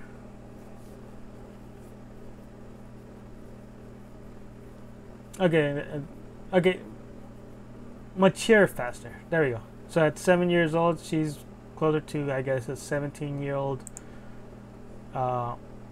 maturity, while at 18-year-old will be actually closer to a, what's it, 9-year-old. Trina Chess, 35-year-old Zauer, minor foreman. Rosan Mines Jinko. Anyway, 2012. So if I reply today, 2019, like, no, but whatever. She is the wife of Tao Chess, Trina Chess. One thing about them is they're widely different size. The ceramels are really, really big and they are relatively short. Okay, here we have Chronicle Destiny, what I'm working on right now, kind of, sort of, if I weren't talking. From left to right, Marie Culpa, Joel Rue, and Don Rillo. Joel is the playable character, is a playable character.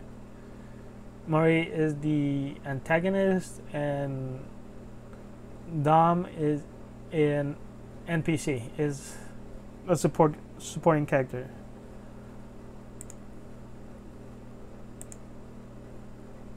Mako Ra, 24-year-old Minka warrior, Samti tribe, Jiran rainforest.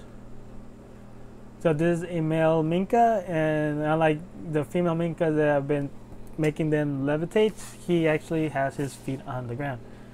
Another important difference is that they do not have retractable claws, unlike the females. Strong proposal. See how short they are?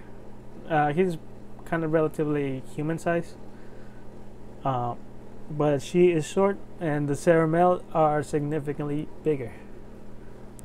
Strong proposal. Trinaches and Makara of strength of wisdom. Asami Sari Litheli. 26-year-old Murai, Lord in Waiting. Researcher. Litheli clan, Lyrax Plains. Olapo Riven. 13-year-old Yin, Lord's assistant.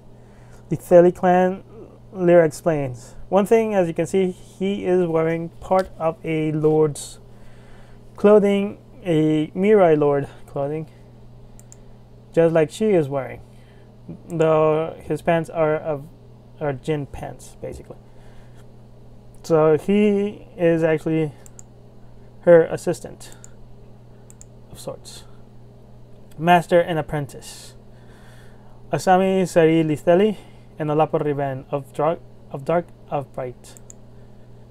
Enlo Demigo, 15-year-old emo student, Figa Tribe, El Nation. Fusion Cast 1. Olapo Riven, Makora, Sunnythorn, Iasu, Prinaches, Asami Sari Litheli. Bright, Wisdom, Life, Death, Strength, Dark.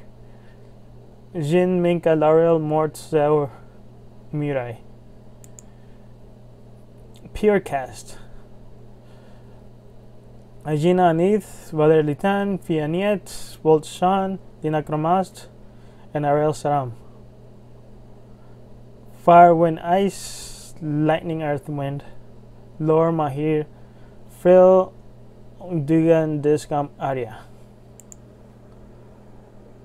Meganel Descent, 22-year-old Corley, the boss's husband. Loa Town, Rift Provinces. By one thing, the Corley are female dominant, so the boss's husband will be kind of saying like the boss's wife. Being that the boss's husband doesn't sound much, but like the boss's wife does, kind of. But basically the same thing. Bound Oppression.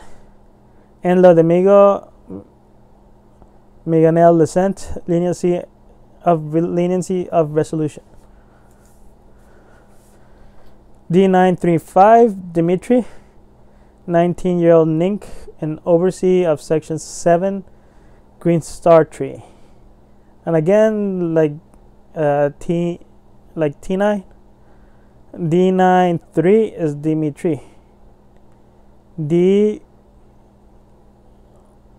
Okay, how did the 9 went to me, but the 3 went to 3? Dimitri, D93.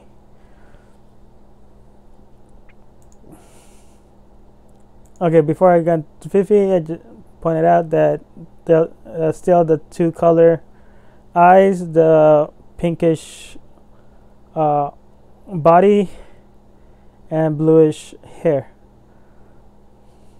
And they have 2 pairs of wings instead of 1, like females have.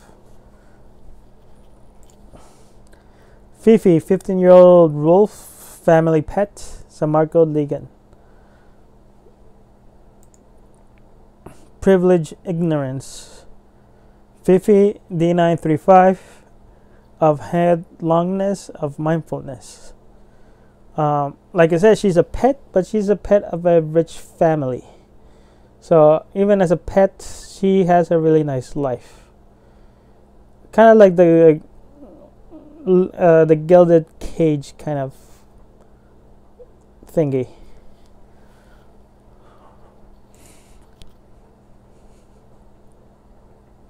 Cast 1 of the first story of Chronicle Destiny, a small game with quick short stories I'm working on, done on Game and Surface Pro. I missed the pressure sensitivity. So yeah, I did this when the Surface Pro came out, and I grabbed one, the first one.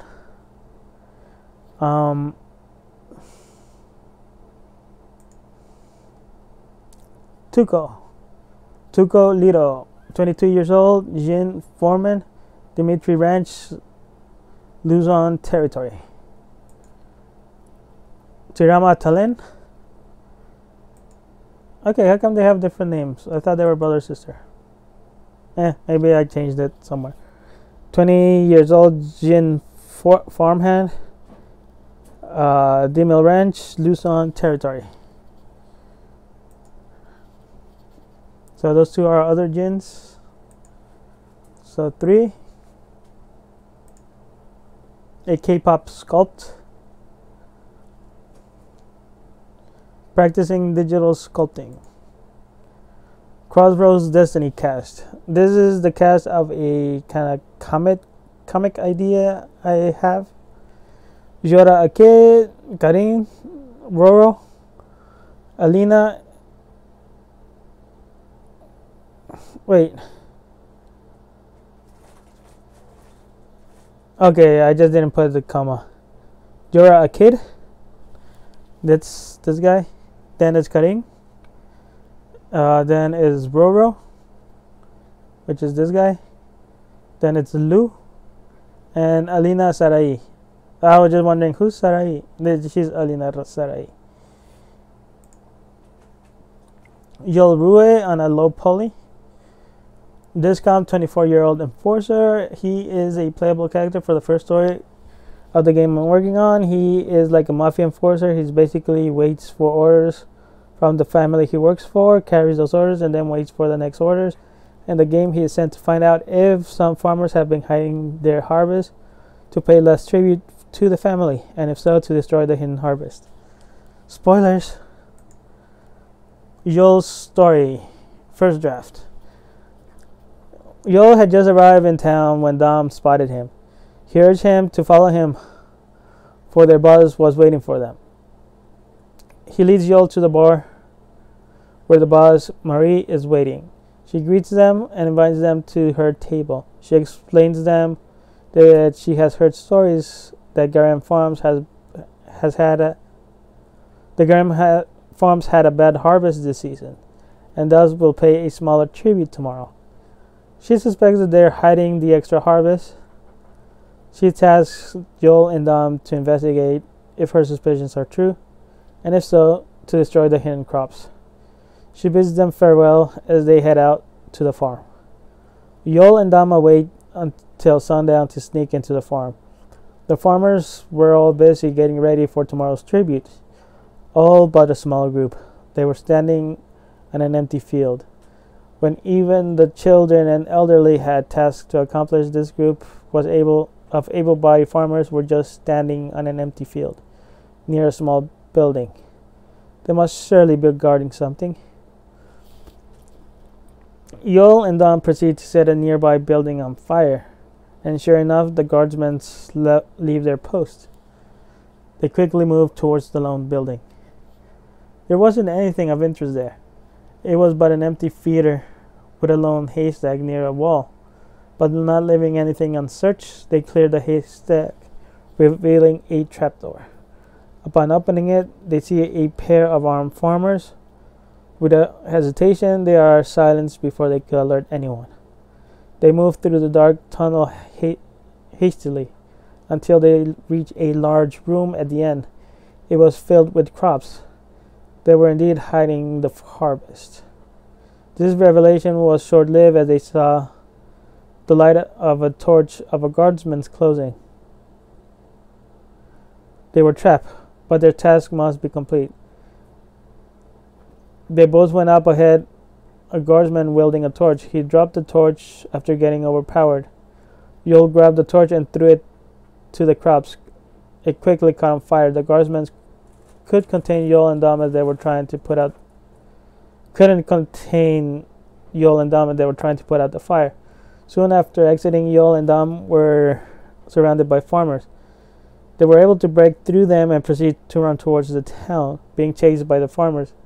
This ended when the farmers saw the boss's crew getting ready for the tribute. Joel and Dom waited until sunrise when the boss arrived. She greeted the crew and Joel and Dom. She asked them if the task is done, and they report that it is. As she heads off to the farm, she invites them to follow them to the farm. As they arrive, the farmers all stood at their entrance. The farmers load 2 carts full of crops. As they were leaving, the boss turns around and comments on the farmer's somberness. She claims that she sympathizes with their bad season and returns one of the carts to them. She then heads towards another farm. Some distance later, she addresses Yol and Dom. She mentions the greed of the farmers, and they hand them each a bag of coins as a reward for their task. She then tells them she'll send for them when she has another task for them, and sends them away. She goes on to collect from the other farms.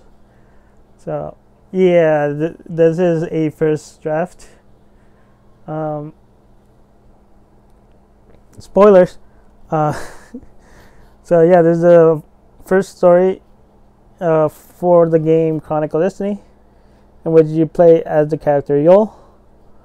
Right, you start off entering the town, in which Dom tells you to follow him and takes you to the boss. The boss tells you to check out if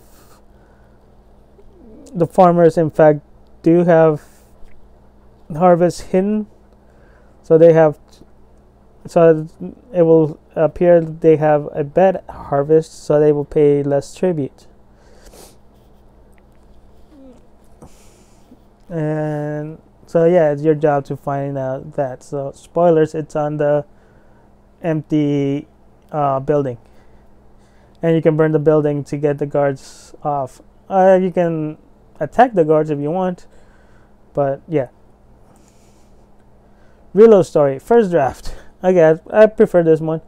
Nico bursts into the basement, carrying Carla on his shoulder. When he lays her down to rest, she had already succumbed to her wounds. He is distraught, but isn't giving a moment of grief. Sirama asks about their boss. He remains unaccounted. Sirama and Rila arrive in the basement first, followed by her brother, Truco. See, they're brothers. She was supposed to be the boss's partner, but were split up when they fled the mayor's office. Nico just arrived with Carla. Only the boss is missing. He could have been killed, he could have been captured, he could be wounded, he could be hiding. Whatever it may be, they can't just leave the boss alone. He risks more than anyone else on this raid, not just for himself, but for all his farmers as well. They need to help him. Nico reluctantly left Carla's side, and all 4 left. Nico, Truco, Sirama, and Rilo arrive at the town shortly after. They have to move fast, for it will be done in a few hours. The sheriff's forces are patrolling the town. They must be looking for them.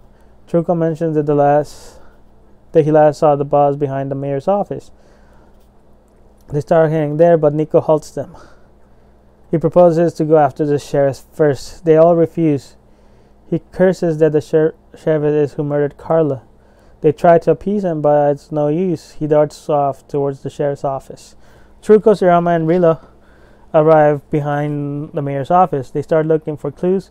Sirama finds a bag that belongs to the boss. There are some drag marks on the dirt. They may lead outside the town, the mayor's house. Before they could start to follow the drag marks, they are halted once more by Truco this time.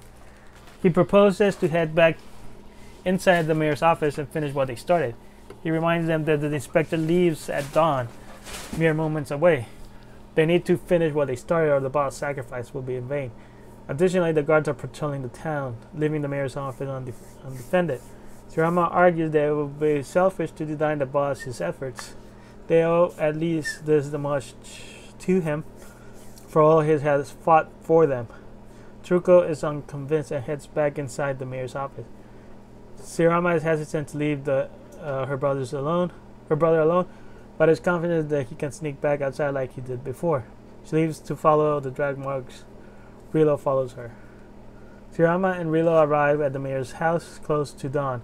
As they peek around, to see how to get in. They notice a light coming out from the back storage building.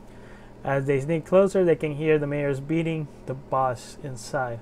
Sirama nearly rushes in when she hears the boss scream in pain, but Rilo stops her. He reminds her that there are guards all over the place. They find a small opening on the roof that they used to sneak inside. They move about the top level until they have a clear view of the scene below. The mayor is enjoying beating the boss up, and she has 2 guards on her side. The boss still has some fighting him, responding every blow he receives with insult. He can't do much since he's tied down to a chair. Shirama and Rilo jump down to the floor, surprising the mayor and her guards. Shirama quickly cuts the boss loose. He can stand up, but it's badly beaten. They know they're no match for the mayor and her guards. They make a break for it. They are able to make it through the mayor's house unharmed. But after some distance, they notice that they are not being chased at all. The boss asks about Nico, Carla, and Truco. Rilo and Shirama explain that Truco is trying to finish the mission. Nico went after the sheriff on account of that Carla is dead. The boss aims to find them and get them out to safety. When they arrive back in town, just after dawn, the boss concludes that unless luck favored Truco, and who completed the mission, the inspector has already left. And so goes their chance to save their farm. He assures that he won't allow anyone to take the farm away. As they arrive behind the mayor's office, they hear a commotion in front. They head to find Truco and Nico ready to be hanged. They are under heavy guard, and the townsfolk surround the scene. Shirama tries to run to aid her brother, but is stopped by the boss. He concludes that it is a trap. The mayor arrives shortly after. He decrees that Nico and Truco attempted to murder the inspector last night, and thus are subject to summary execution. That they tarnish and the otherwise pleasant visit he had. Soon after, they were hanged. The boss wonders why the mayor didn't mention accomplices. He didn't declare a hunt for the rest. He knows who they are. He knows what they were trying to do. The mayor called out the boss from the crowd. He went, and Rilo and Shirama followed him. When they stood in front of the mayor, she offered her condolences. To have 2 criminals working for him, she allowed the boss to take the bodies. The mayor turned and looked at Shirama. The mayor gave her condolence to Shirama, claiming that it was not her fault that her brother was a criminal. Shirama yelled in anger and rushed towards the mayor, but was knocked back easily. The sheriff then pulled Shirama. The sheriff asked the boss to control her, and she tossed Shirama to him. The boss, Rilo, and Shirama loaded Truco's and Nico's bodies on the cart and headed to their farm. So yeah, that's the second story. Again, spoilers.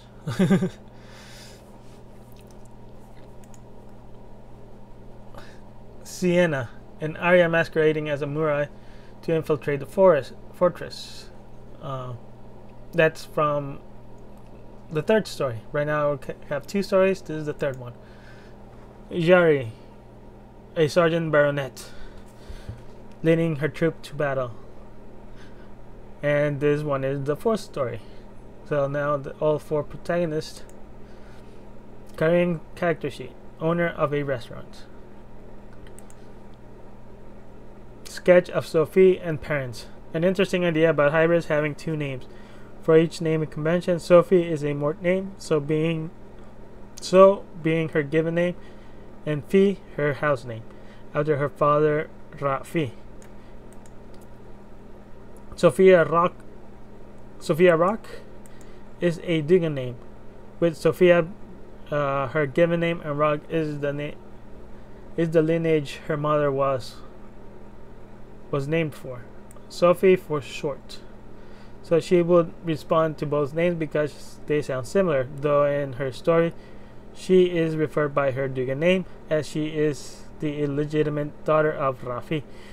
While he does care for her, he does maintain his appearance. She is usually referred as Sophie, like a Dugan. And actually, since Dugans are rare and hybrids are nearly unheard of, most people don't know she is half mort. In rare instances,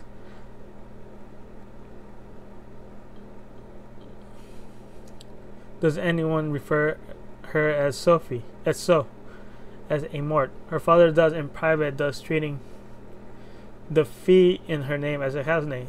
I think this is a nice concept. So if she's actually referred to as So and not Sophie or Sophie, it is referred as if she's referred as so, that's acknowledging her that she is the daughter of Rafi. But if she's referred as Sophie, that she is a deviant. Murai Battle Lady. It's just a Murai with armor. Yora Akid. Character sheet. A farmer that moves to the city. Yora siblings. Again, this is from the comic. Yora and his siblings. Being the part of the story, at least the second part revolves about him finding his siblings that were scattered about. Grarin, Yora, Alem, Dina, Lin, Sinia, and Ilmari. Crossroads Destiny, heading out for supply. This is Crossroads Destiny is the title of that comic. I had this idea floating in my head for a while, but since I have been working on Chronicle Destiny, which I hope will lead to Crystal Destiny eventually, I really didn't want to start another project, but I really want to. Crossroads Destiny will end up being a comic telling the story of Jorah.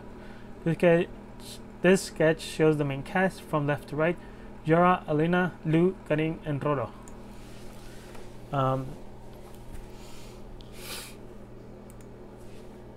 And see, a male Sarah and a female Sarah have like their height difference, their body mass difference. Chronicle Destiny 3 cast. 3 of the 4 casts of Chronicle Destiny, I just ran out of space for the 4th cast. From left to right, by cast: Marie, Yol, and Dom. Azali, Sienna, and Tomni. Carla, Sirama, Nico, Rilo, Dora, Truco, Talia, Bianca, and Gina. So these are the 3 stories and the 3 casts of the main characters. And there's one more, but not these ones. Noble Thieves. This is the thieving troop of what's this called, of Dani. A small band of traveling thieves. They are sometimes able to find some work. For the most part, they just steal enough to survive. From left to right: Groru, L3645, Lex, Liris, Soila Vatsi, Kalo, Danny Sir, and Sonatag. So here again, Sonatag, and with Danny. And I kind of hate that I dread way up high the paper, but whatever. Medi story. This is another story based on the story of Heidi, a girl from the Alps. From left to right: a wolf, Foru. And this is just a regular goat. It's not nobody. It's a goat called Snowdrop. And Arya Murai hybrid. So she is another hybrid, like Sophie. Medi. A discount Petro. Murai Claire Rey Zamel. And another Murai, Albida Zenet Hezen.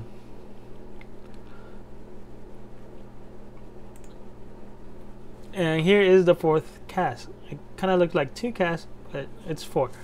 I mean, it's just 1 cast, kind of. It's just how this gameplay is structured. From left to right, this one is Mirel, Syrah, Yari, the playable character, Kira, and Sarah. Brune, Reen, Philly, and Sila. Ooh, comment.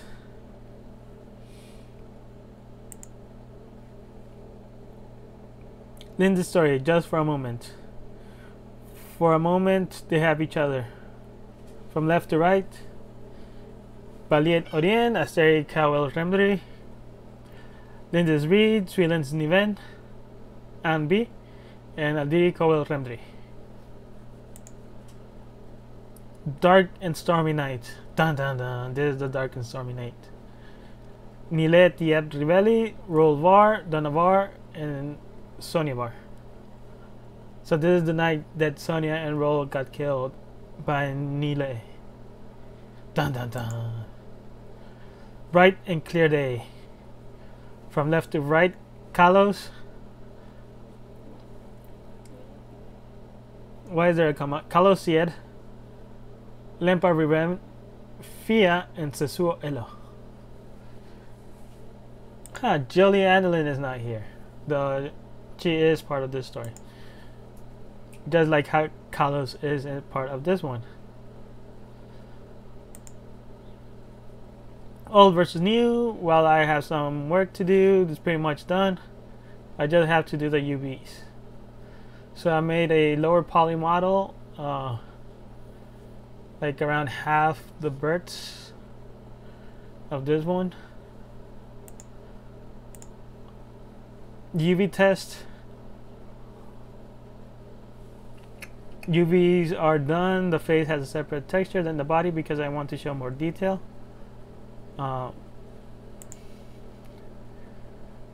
Female and male bases. Done with the male base. Work in progress, Yol Rue, using the new model.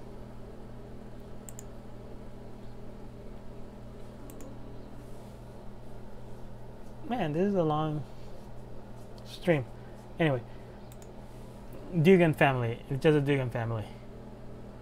Right, the mother, the father, and 2 children. The tot base. The tot base for characters between 0 and 1 years old. The kid base. Kid base for characters between 2 and 6 years old.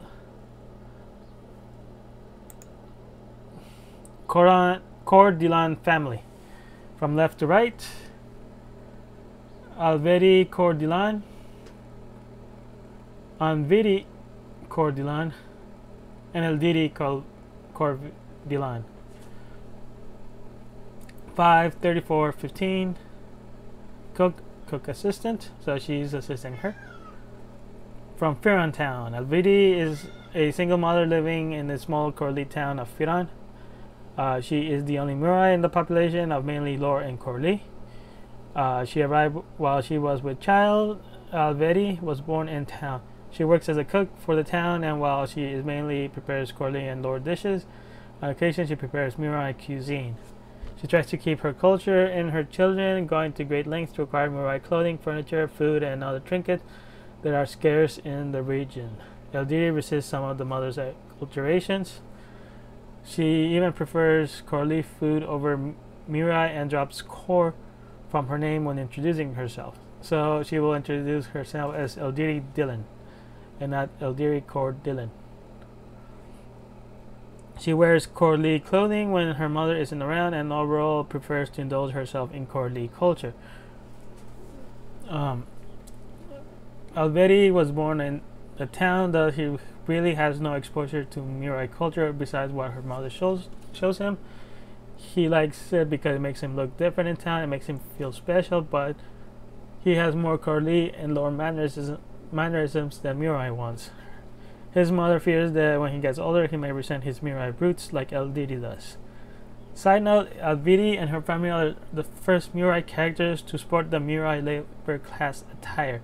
All other Mirai characters so far wore battle or lord class suits. It was Sienna and Aria, the first character designed to wear Mirai labor class clothing. By that I mean, let's see, where is she?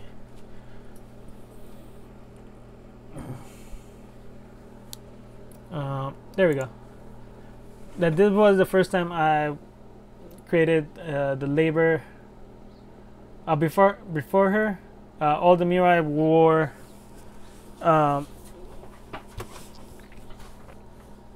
either lord class, basically royalty, or battle class, basically warriors type clothing. So like armor,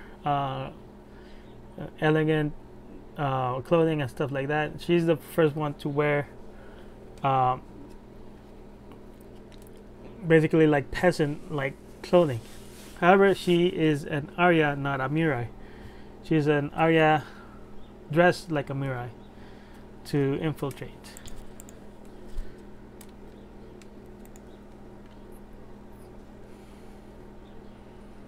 So these were the first two Mirais.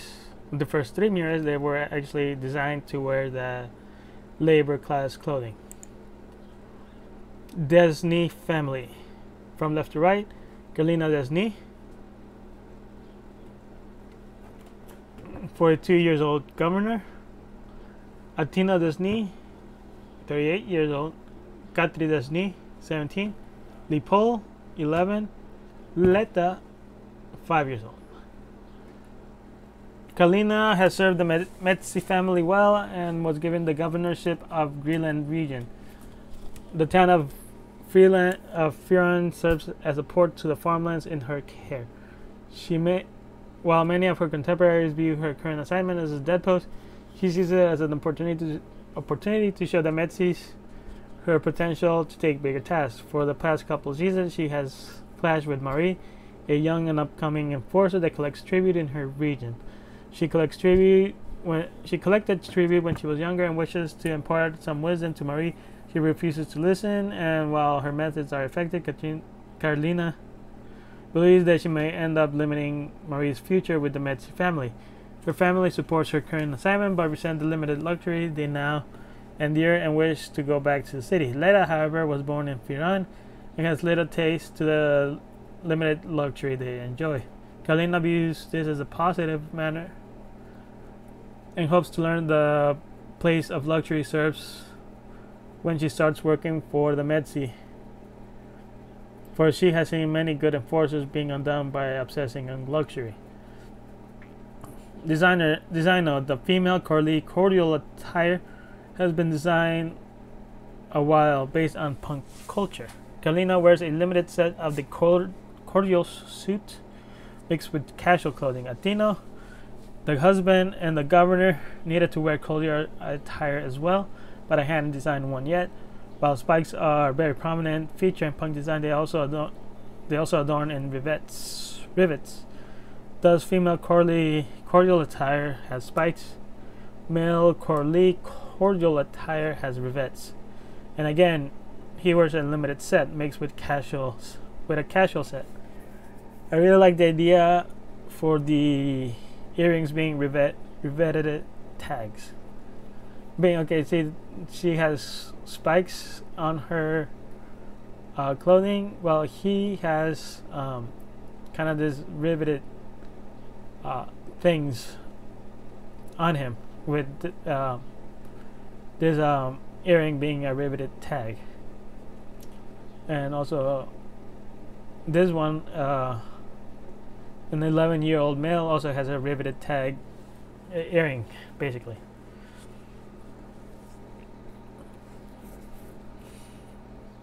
Next, the aide, the nurse, and the supply keep. From left to right, Johnny Vito, the governor's aide, Rita, and Sams. Lipol Stali, a nurse, Carly Stali, and then Sergi runs the supply keep. Johnny was assigned to Kalina and her aide. It's time to go to sleep. Right?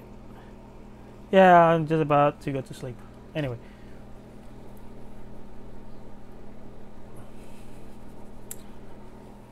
As the aide, Johnny was assigned to Kalina as her aide by the Metsi family, while the family was overjoyed by being assigned to a top administrator. That happiness crumbled when Kalina was sent to Firantown a few years later. Living in poor farming town has placed a large strain on his family. Sam causes decent amount of mischief, being able to get away with most misdemeanors because he is the aide's son. Still, there's only so much you can do in a small town. The pole serves the town and surrounding farms as a nurse. His wife and himself are content with their lives and hope to start a family soon. Kari has lived in Firan her entire life. She works in town. The farms are frequented by travelers of the region. Yet not much is known of her by the townsfolk. She was married once and had 2 kids, but her husband left and took the kids with him. This happened in her youth, so not many know about this. She frequents the bar a lot, with the barkeep being a close friend of hers. Cook and janitor from left to right. Avidi Cordilan again. Elvidi Cordilan, now this time wearing a Corley clothing as opposed to Murai clothing. And Elvidi Cordilan. Then we have Adin Aralid, Gina, and Todi and Tito. Avidi migrated with her daughter Eldidi to the town of Iran in search for a better life, while Avidi retains her Murai culture and tries to pass it to her kids. Avidi has fully adopted Corli culture, while at the time Eldidi will indulge her mother by wearing Murai clothing. She mostly wears Corli attire. Avidi was born in Firan. He knows nothing of Murai culture other than what her mother shows him. He likes it because it makes him unique in town. Avidi fears that when he grows older, he too will abandon Murai culture for Corli. Adin essentially goes around the buildings in town and cleans them. He sweeps and does some light repair around the town. It's not much, but it's stable work. Him and his gal just started a family out of wedlock.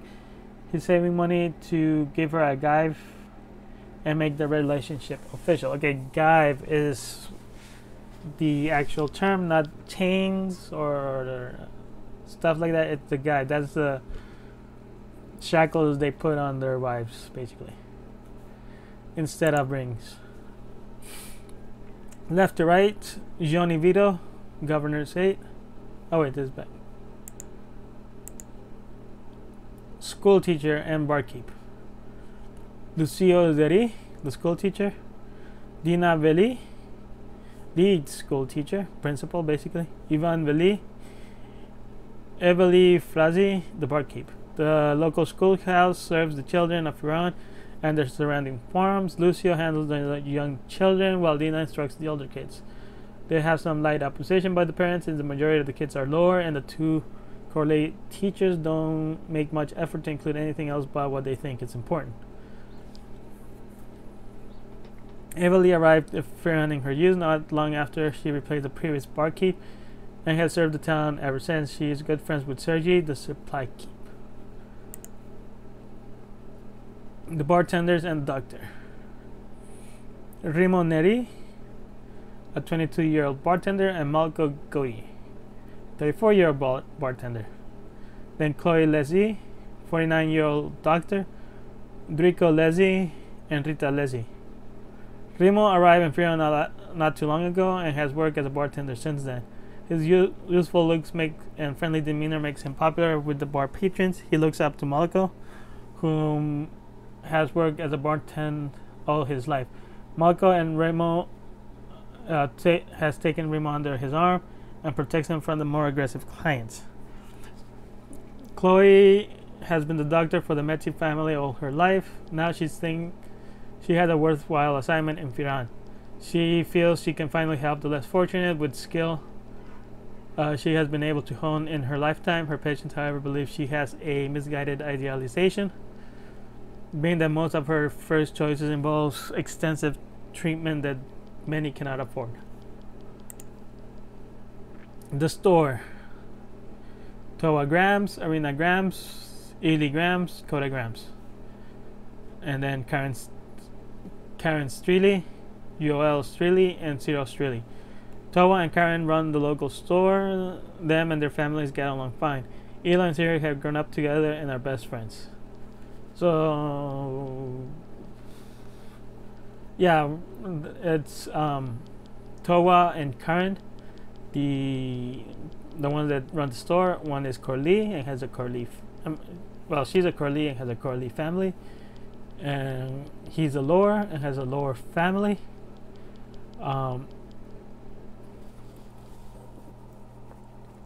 and their what's it called, the son and the daughter get well along. Basically, they're gonna be a story, and they both fall for each other. A romantic story between them two. Okay, I already did this one.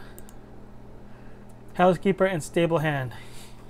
Ilya Siren, Saralini, Sistolini, and Raiflini. Ilya is from one of the nearby farms. She keeps the governor's house. Sarah is in charge of the stable. She takes care of her father and son.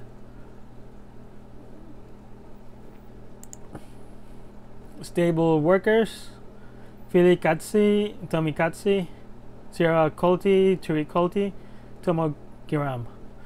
Okay, many of this, the worker or whoever the head of the family is placed first, and then their partner and their children are placed afterwards. So Fili Katsi is the stable worker and is married to Tomi Katsi. So for the most part, he is a housekeeper. So, and then we have Sira Kolti, who is married to Turi Kolti. Sarah is the stable worker, and so that means the husband is a housekeeper.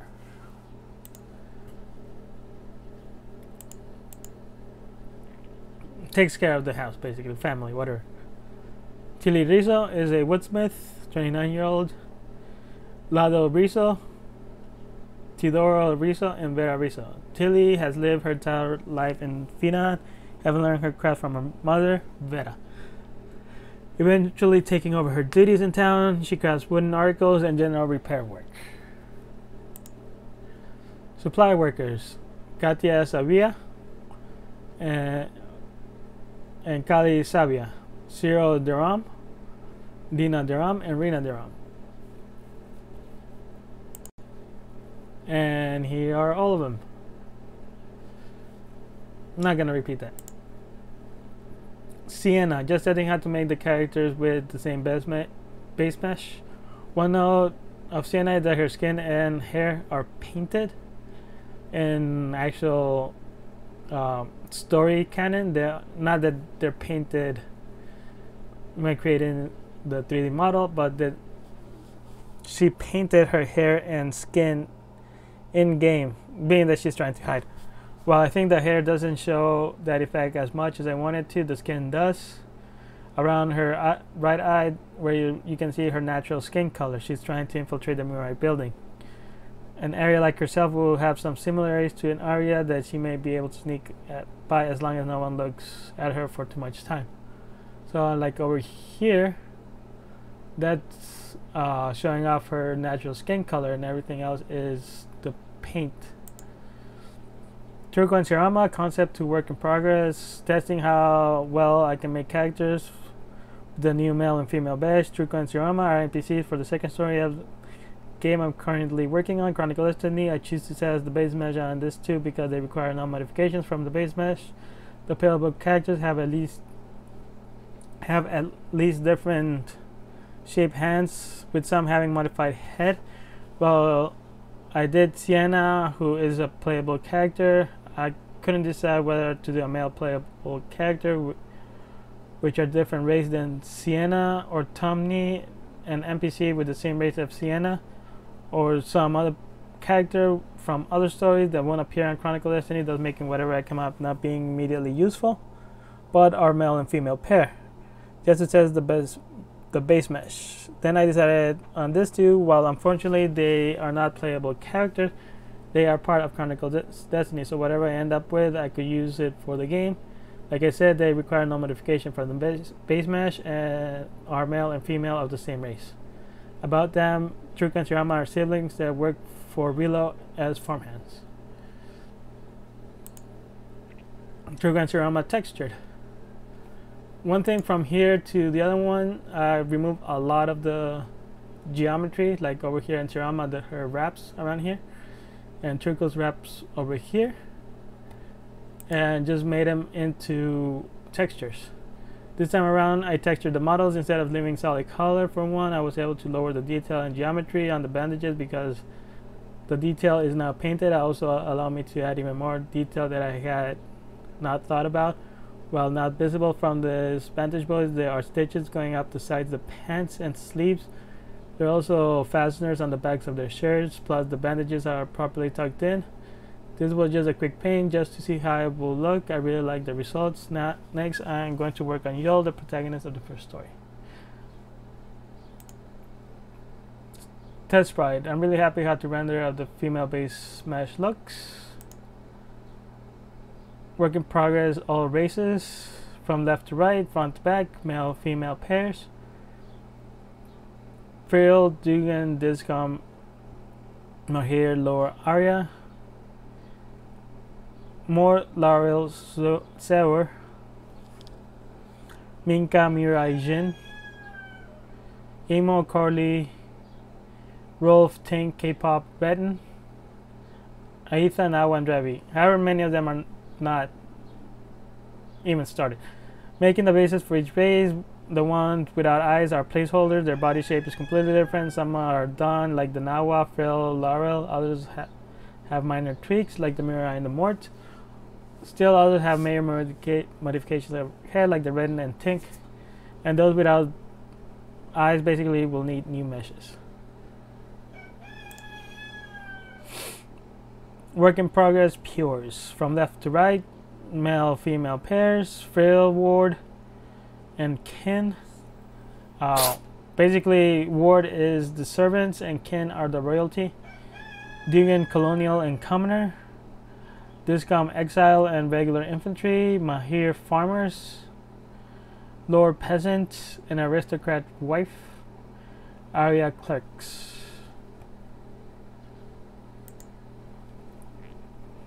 More Clerics. Laurel Revealers. Bravers. Ah, man, I should have called them Bravers. As in party goers. Laurel Ravers. Zero Heavy Equipment and Merchant. Minka Teacher and Weaponeer. Laurel Laborer and Lady. Jin Monks. Of Ice, a Ward and a Kin. Wards are servants and clerk and servant and clerk class. They deal mostly with light jobs like housekeeping, accounting, caretaking. Kins are the Lord class. They are the aristocracy and hold power positions, managers, supervisors, matriarch. The third class are the drudge. They deal with heavy jobs like farming, construction, cleaning. They live in hard to reach places, so for the most part they're disconnected to the other nations. Dugans of lightning, like a colonial and a commoner. Dugan culture has been lost to history. They mostly assimilate the culture of where they live. Colonials live in colonies trying to remake their lost culture. Commoners live in mixed culture populations.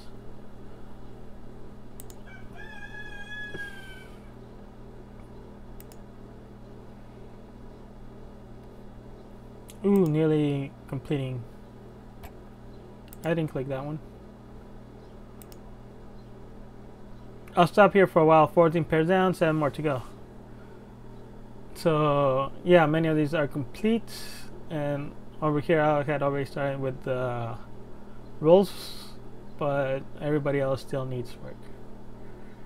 And I think I had lost this file, unfortunately. Discoms of Earth. An exile and a militant. Discoms are completely militarized. Those who are viewed as threat to unit cohesion are exiled. All militants have orders to end an exile if they try to approach them. Of Water, a homemaker and a farmer private. And here have dual roles of civilian and military. They mainly live underwater but have some disputed lands in coastal regions.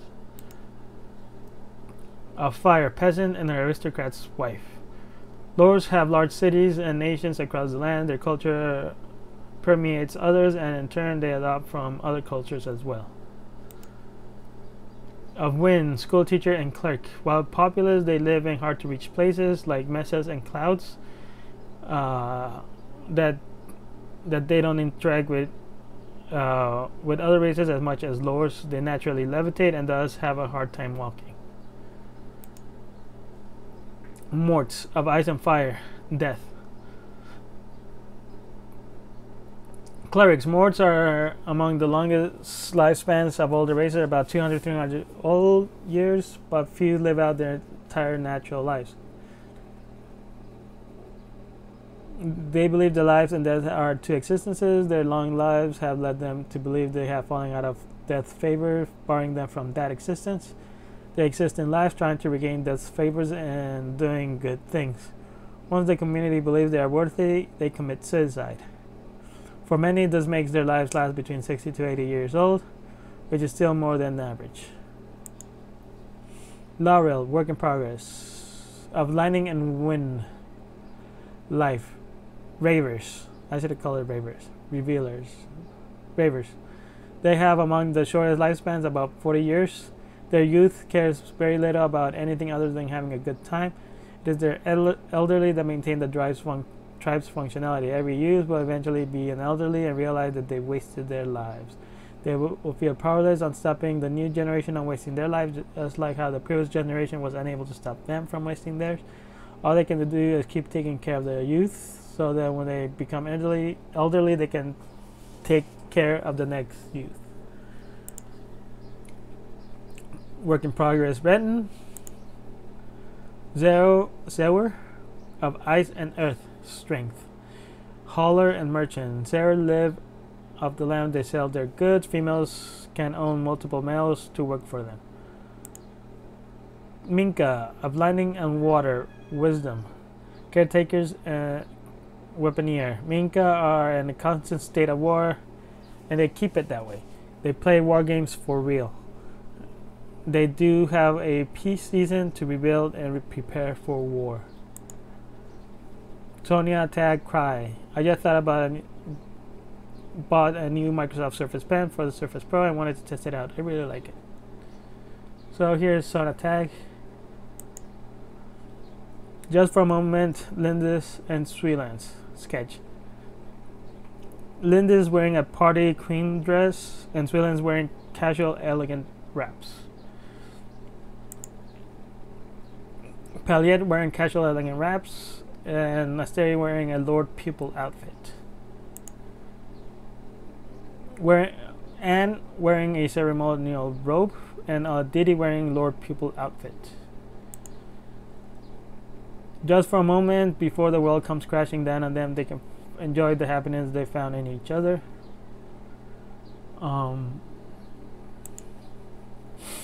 Karin and Lou Valentine Day. I had this idea of making one drawing a month, something about whatever the month was. Though a bit late, I decided to do a Valentine's drawing based. This was last year, so I didn't do it this year. Drawing based on the world of Crystal Destiny. So first, which couple? Lindy's story has a number of couples, but I just did them. Then there were a bunch of Dugan couples, but I already had done Dani and Sona, Roll and Donna, and even the mixed couple of Solia and Ro. Maybe if I think about how I want to frame it visually, I could figure out which couple. So now, which sign of affection? I have done hugs and kisses before. Kisses are popular subject. Both will be similar composition, but each character will be on their own side, one higher, one lower on the page. And the low one will most likely be in front of the other, maybe a different body shapes. May get more interesting. Red and wings will be interesting in a hug, but I don't have a couple for them. K-Papa, so I changed the K-Pop's name to K-Papa. Are just too complex, and also I don't have a couple either. Roles will be nice. They are quadrupeds, so their body language will be interesting. I do have a couple, Rofu and Fifi, but quadrupeds can't really hug or kiss. So what could quadrupeds do to show affection? Disney may have the answer. They have a ton of quadruped couples: Lady and the Tramp, Pongo and Perita, O'Malley and Duchess, of course, Simba and Nala. Well, there is their romantic ballad. When they reunite, they bump heads. They press their foreheads against each other. That's a sign of affection, and it creates a line, a good visual composition. And there's another group that can pull the head press better, the Zewer. The Zewer have a very boxy head, so their heads pressed together will form a strong line.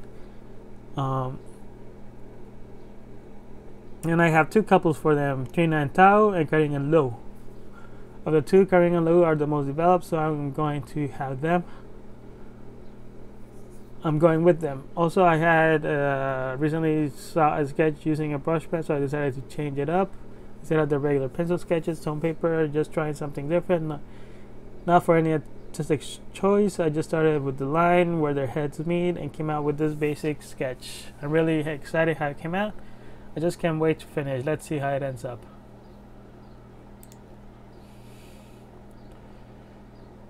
No, game crashed and I didn't save it for a long time. Well, it happens. And I really ended up liking how this one was coming out, but whatever.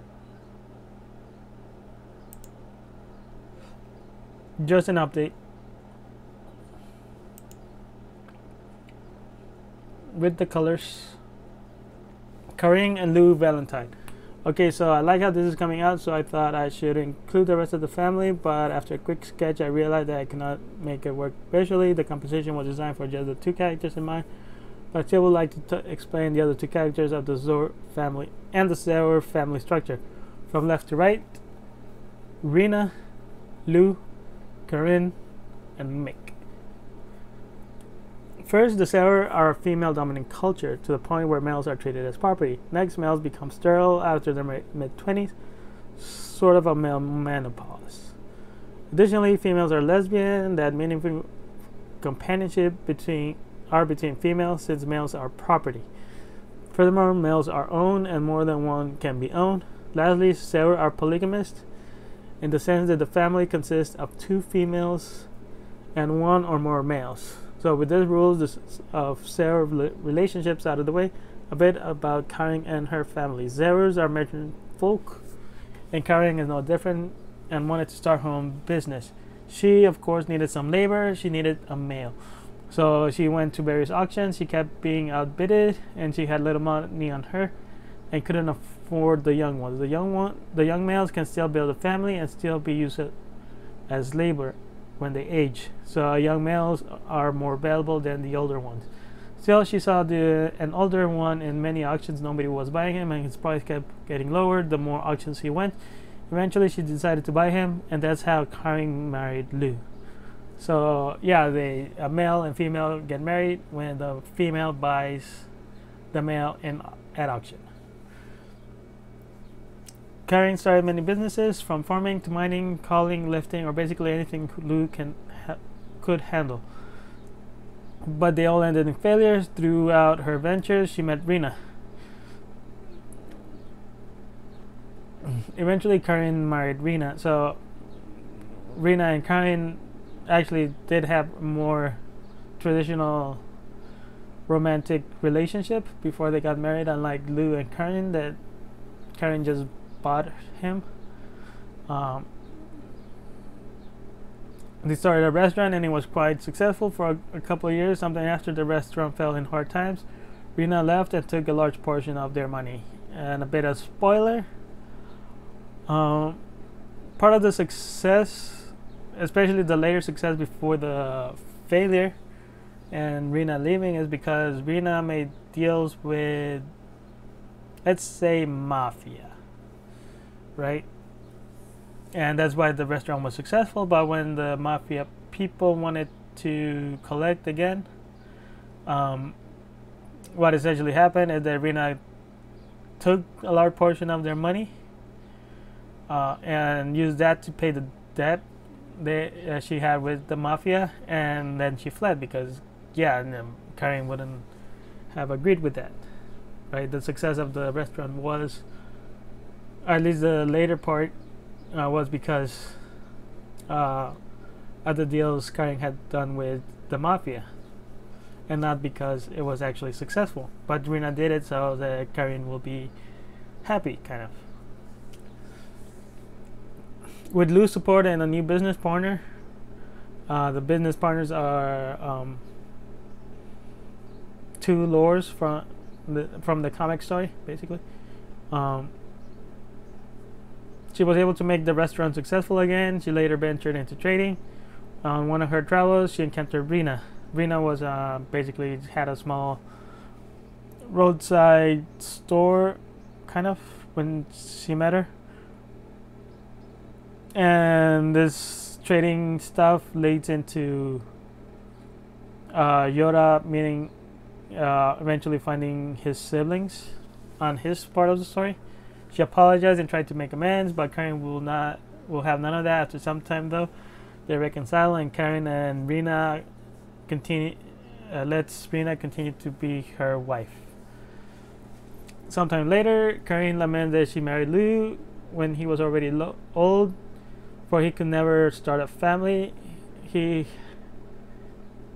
had been through with her through hard and trying times, and all he could do was labor and not her child's father. Lou and Rena encouraged Karen to purchase Mick, a second husband. He is arrogant, isn't there for labor, and he views Lou as beneath him. Karen does pamper him, but is quick to put him in his place. When he gets out of line, Lou must shrug, makes hostility towards him. He's just a pretty boy for Karen, a reward for her success. If she's happy, Lou is happy. So it's just simply that since Karen married Lou when he was older and unable to start a family, mean that Karen would have liked to start a family with Lou. But yeah, he was already too old, and so that made her sad. Eventually, yeah, he does have a child with Mick, which, because of how this family structure is, Karen is the parent of the child, obviously, and the other three are co-parents. Similar, if Rena has a child, Karen, being the head of the household, will be the parent, and the other three the co-parents, even though it is Rena's child and not Karen's. But whatever. Next, the completed fun partnership. And I wanted to do this for March. I enjoy working on Valentine's Day art, so I will do the same thing each month. For March, I'll do a Nink birth. The Ninks are parallel to fairies and have a lot of magical myth on their design. One aspect that is a bit magical is their birth. Their parents plant a flower, and when it blooms, their child is born. March is about spring and new life and green, so I think this will make a pretty nice scene. This scene is a good choice. Here right now, these two are witnessing the birth of their child when this flower bloomed. And well, didn't really finish the March poster on time. I'll revisit this one in April. After the April one is finished, that way I won't fall behind. About the story of the scene, the birth of the child of D935 and T983. The child's name is A923. They are also referred as Dimitri, Tina, and Anya. About their names, their culture is based on communism and the idea that each individual is part of a greater whole. Each individual name is essentially a serial number for residents of the Green Star, have the format of letter, number. Additionally, inspired by an American tale where Fievel and Tanya names were changed to Philly and Tilly.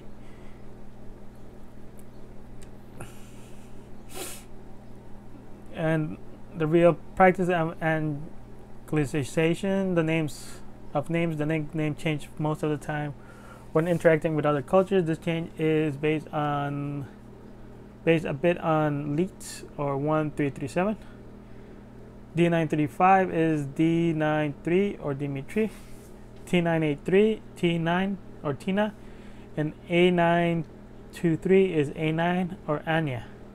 I did try to pick Russian sounding names, but there are other types of names like GW7971 for Gwen and K378574 for Krista.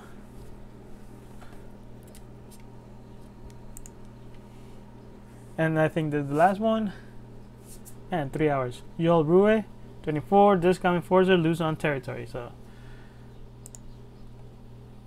yep, that's the last one. Nothing else. So yeah, that was talking about all the artwork I have at DeviantArt. Took 3 hours for that. Hopefully I can create more art and continue on Chronicle Destiny.